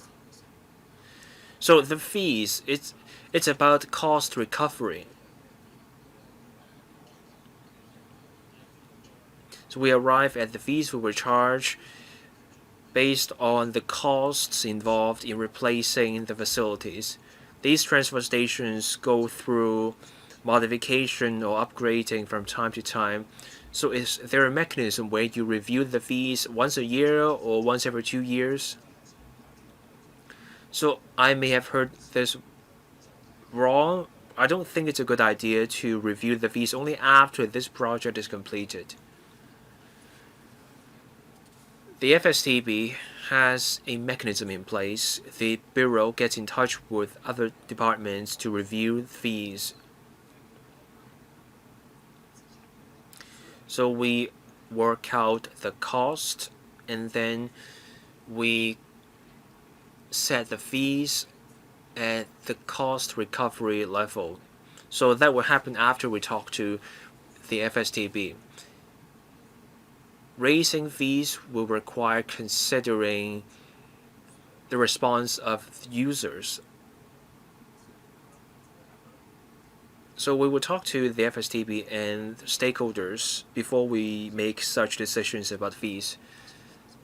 Mr. Lothair Lam, the transfer station has been in use for more than 30 years. The facilities are aging. We have to replace it, so I support the project. Here are my questions.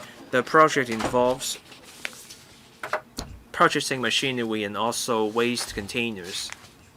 We will also enhance the sewage treatment facilities and the odor control systems. So how much improvement do we expect in terms of the operational efficiency and environmental performance? People have told me that many cars go past this transfer station and the project will involve reconfiguring the hall. So how do we make sure that the refuse collection vehicles going in and out of the station will be able to operate without being affected during the works? The paper also says that the contractor will have to set up a working group to step up engagement with local stakeholders. The works will take 5 years. Getting in touch matters not just with the local stakeholders but also the industry. So how do we make sure that the operator talks to the industry? So based on the progress of the works and coordination, we have to coordinate, make sure there's coordination between the operator and the industry, as well as coordination about the works. Director of Environmental Protection. We try to buy the new equipment first before replacing the old ones. As my colleague said, we have 3 large compaction machines. We will turn those 3 big machines into 6 medium machines. We will first install the medium compactors, and then we dismantle the large compactors. This will minimize the impact on users. On enhancement to our performance, the enhancement matters. When you have 3 machines, those machines may require repairs or maintenance. If one breaks down, you lose a third of the capacity. But if you have 6 machines and one of them breaks down, you lost just a sixth of the capacity. So having 6 machines will make us more resilient. On processing treatment, we have stepped up our sewage treatment capacity, so that means faster processing. There are also facilities for washing the vehicles, and we will make sure there's no leakage of the sewage. On the works period, as I said, we will install the new machines before dismantling the old ones. We also have other transfer stations. Those stations are also undergoing maintenance or replacement exercises. Now we treat these projects separately. That's because we want to make sure that the other projects are almost done before we start this project, so that the waste can be transferred to other stations. We now have CCTV footage. We will be able to see where capacity is available, so the waste can go to those stations first. The industry has been consulted and they're happy with our approach. Next, Mr. Aaron Bach. Now some questions. There was a queuing arrangement from the slides. I see 30 spots. So the cars will see a tail back onto the roads. Of course, you can do side control so that the cars don't line up on the road. But I do see a tailback. Is that what we expect? And there was also mention of the sewage to see if the foul liquid will leak. There's a long-standing complaint about our refuse collection vehicles. Our vehicles are not as fancy as those in neighboring cities. In other cities, their refuse collection vehicles do not leak foul water. Do we have plans to replace all our refuse collection vehicles? The director will take the questions first.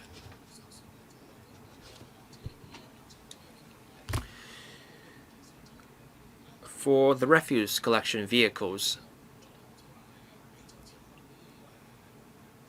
a few years ago,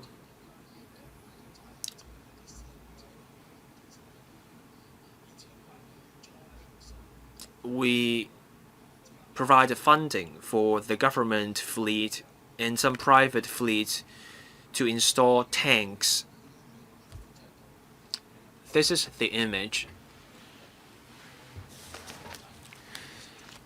So there's a trap, there's a sluice, you can close it.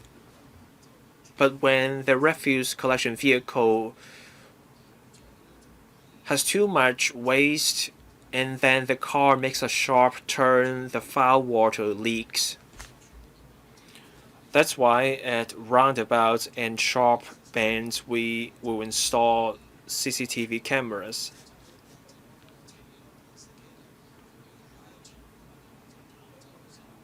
When the drivers of these vehicles leave the transfer station, and before they leave, they discharge the foul water beforehand, we will not have a leakage issue. We will also enhance the washing system for refuse collection vehicles, so there will be more washing with the jet streams, and there will be a blowing system.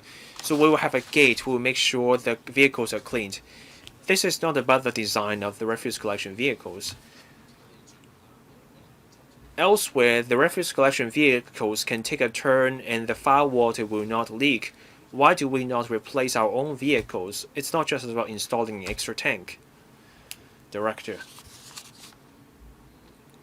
I don't have an answer readily available.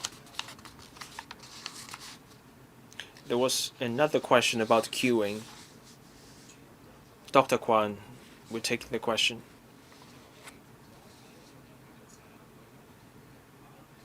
So we will arrange for those cars to line up in the station instead of on the roads. But I see from the image, the queue shows vehicles on the roads on the right. So the blue and red areas, those will be cars. The queuing area is inside the station. So there will be management to make sure the cars don't take up the road space. On the refuse collection vehicles, I want to say something.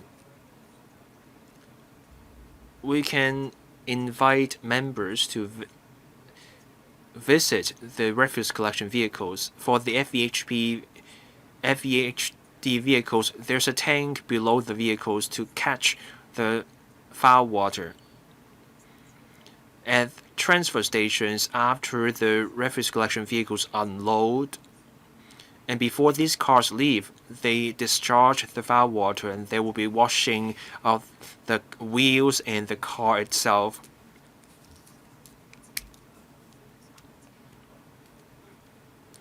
These vehicles have been operating well. This applies to government fleets. Now, for private vehicles, if there's leakage, the FVHD can take action. We also inspect the vehicles. If members have ideas about the vehicles, we're happy to consider them. Next, Mr. Chen Pokji. Thank you. Paragraph 3 says that for West Kowloon, Island West and Island East, the waste goes to the Sha Tin transfer station. During the works, the transfer station will remain in operation. So during the works, you will have construction vehicles and refuse collection vehicles at the same time. There will be more vehicular traffic. How do we minimize the traffic impact on residents nearby? Will there be traffic diversion plans? Undersecretary, who will take the question, please? Before you answer the question, we'll have to extend the meeting by 15 minutes. Who will take the question, please? On the traffic arrangements. Now we have live CCTV footage showing drivers whether there is congestion at the station. When drivers see congestion, they go to other transfer stations. We also have a regular meeting mechanism. If there is a project, so we would tell the companies operating the collection vehicles beforehand. We also have a regular mechanism with the FEHD. When there are works, those vehicles go to other stations. So that should deal with the traffic issue. Dr. Joanna Kwan, according to experience with the other transfer stations, we would sit down with the contractors concerning the planned renovation works on transfer stations. When we expect users of the transfer stations to be affected, then we will first make plans to divert the flow of transport to other transfer station for a short period of time to reduce the number of users of the transfer station in question. And during the works period, we will put up signs in the transfer station to direct the traffic. In the work meetings with the trade, we will brief the users on upcoming projects and also the traffic diversions so that they can tell the drivers in advance. And for users who are not included in the work meetings, we will also disseminate the work plans to those registered users. Contractors and truck drivers under the FEHD will also be alerted. This will help minimize the inconvenience to all users, as well as nearby road users. Next, Mr. Perry Yu. Thank you, Chair. The Sha-Tin transfer station is very familiar to me because I live nearby. I've paid close attention to news about the transfer station. During COVID, I often hike on the trail near the transfer station.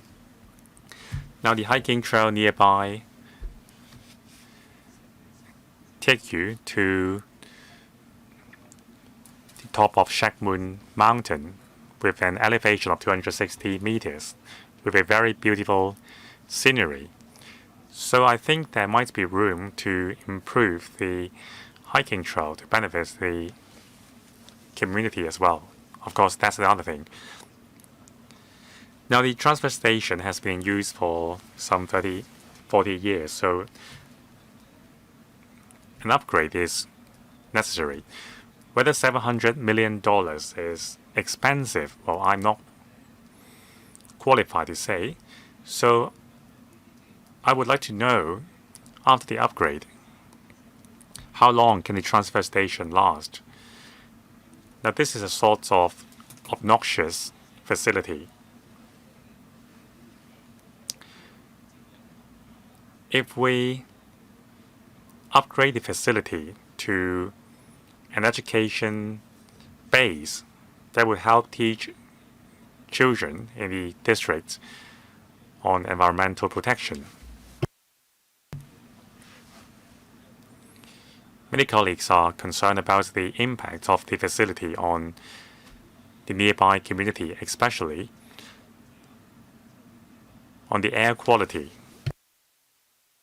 Well, according to my experience, when I was walking on the hiking trail near Green Hill Villa, I couldn't smell the odor. But dust may be a problem. So how can we ensure that the community won't be affected adversely? Undersecretary, concerning the design, I would defer to the colleagues. Concerning the opinion on the hiking trail, I will convey the opinions to the relevant departments. Maybe they have something planned. Now, concerning the publicity and liaison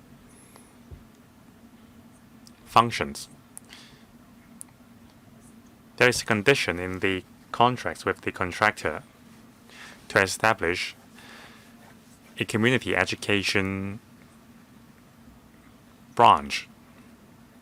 So besides operating the transfer station, the contractor is also responsible to conduct public education in collaboration with other stakeholders to reach out to the public. So I will also convey the members' views to the promotion and liaison team for consideration. Dr. Samuel Choi, thank you, Mr. Yu, for your support. Now, the transfer station will operate for 15 years, or rather 10 years after the project. Ordinarily, for machineries, the lifespan is usually 10 to 15 years, 15 to 20 years. It depends whether any machinery needs to be replaced during that lifespan. So in terms of the facility itself, or the structure itself, it should last at least 25 to 30 years. Dr. Junius Ho, I would like to speak from a more macro perspective. It seems a bit unclear to me. There are 7 transfer stations in existence. Just the Sha Tin one alone can handle 2,000 tons of waste, municipal solid waste per day. So we have 10,000 tons of MSW per day, and Sha Tin handles 1/5 of that volume. So it handles waste from Kowloon East and New Territories East from time to time as well. So where will all the waste go? That's IPARC or the landfills.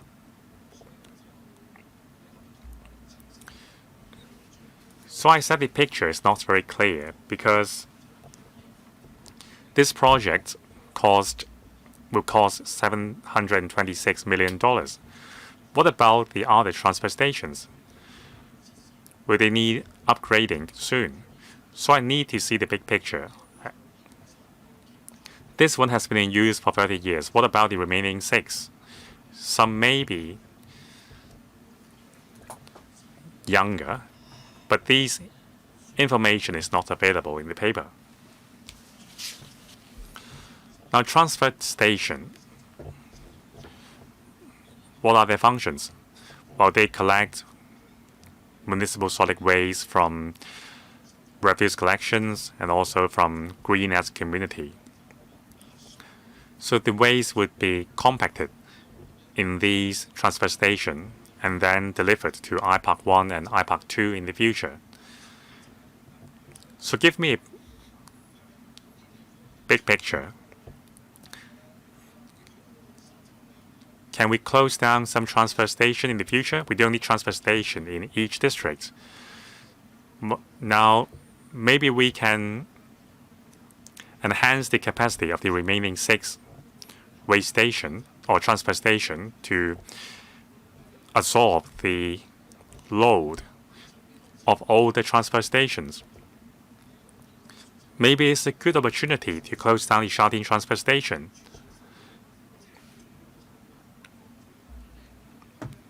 Now we have 6 more of them with rationalization of the traffic. Maybe we can decommission this transfer station. Now when the Caven project starts, we need to find somewhere to absorb the debris and sludge from the project. Now, since this one is so old, can we save the $700 million and enhance the capacity of the remaining 6 to save some cost? So please draw me a complete picture to show me that you are spending the money wisely without duplication. Under Secretary, I will first take the question and then defer the question to the EPD. I shall be brief. Now, in Hong Kong, there are a lot of refuse collection stations operated by the FEHD. Now, the waste collected at these locations will be transported to transfer stations for compacting and transferred to the IPARC or the landfill in waste containers. That will shorten the trip and reduce carbon emission. Now in 2023, thanks to member support for the refuse transfer stations in Hong Kong, Island East, West Kowloon, and the North Lantau, funding have been approved for upgrade. So in the next 2 years, those projects will be completed. Now for Shatin, that's the transfer station in question, and also there's one in Lam Tay.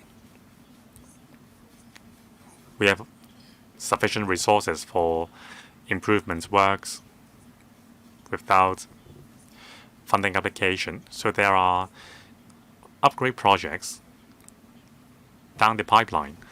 So it is necessary to upgrade the Shatin transfer station. Besides handling waste from Shatin and Ma'anshan,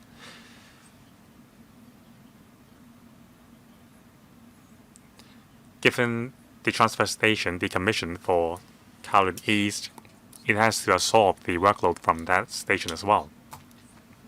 So this is necessary. So may I defer to the director?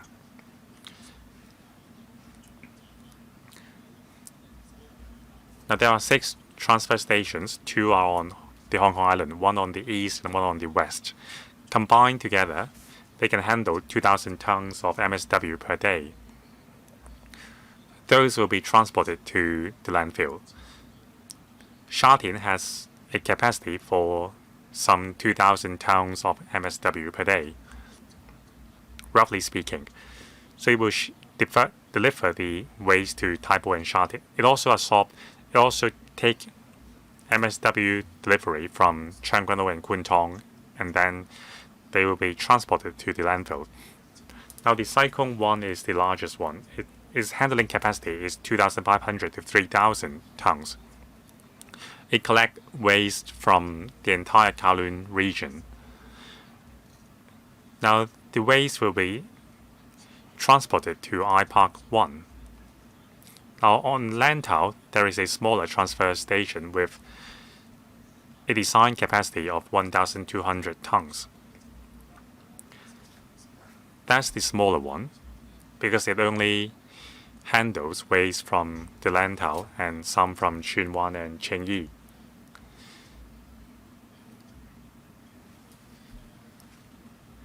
So altogether, some 600 tons of MSW will be transported to landfill via that station. Besides the Lantau transfer station, which still has some surplus capacity, all the other remaining stations are working at full capacity. Now for Yuen Long and the North District, the MSWs from there will be transported directly to the landfill because it makes no point to bring them back to Kowloon for processing. So the 2 stations on Hong Kong Island and the one in Kowloon have already obtained funding approval for upgrade. So the one in Shatin is the one we are seeking funding approval for. In the future, there will also be a new transfer station in Tseung Kwan O with a design capacity of some 2,000 tons. So that's the big picture.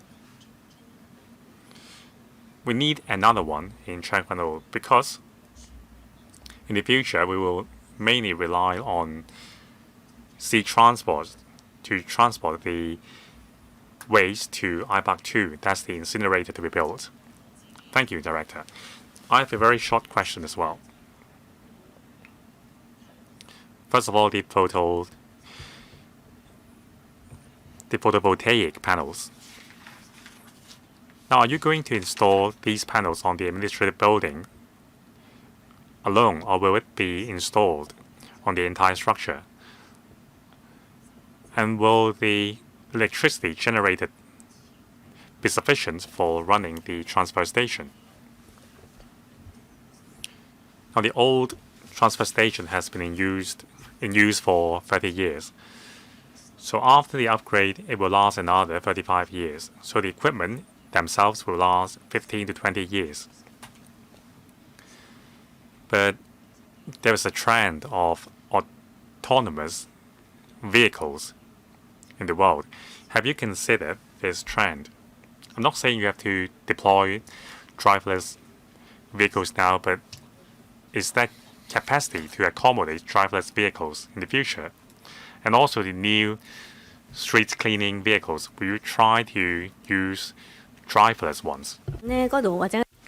On solar panels, and there was a question about autonomous driving and street washing vehicles. My colleagues can tell us more. First, the solar powered systems. Every year, it's expected to produce 75,700 kilowatts of power.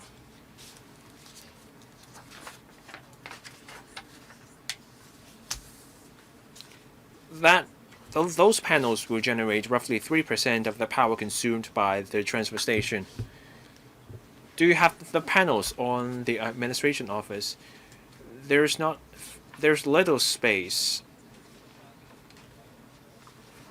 So at the preliminary design stage, we will put the panels on the administration office. If we put the panels on the main building, that may affect the operation of the station. So we will put the panels on the administration building. What about autonomous driving?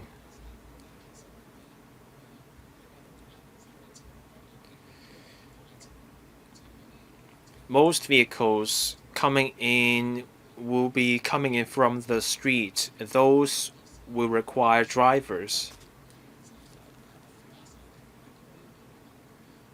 If those vehicles go driverless in the future, that should be fine.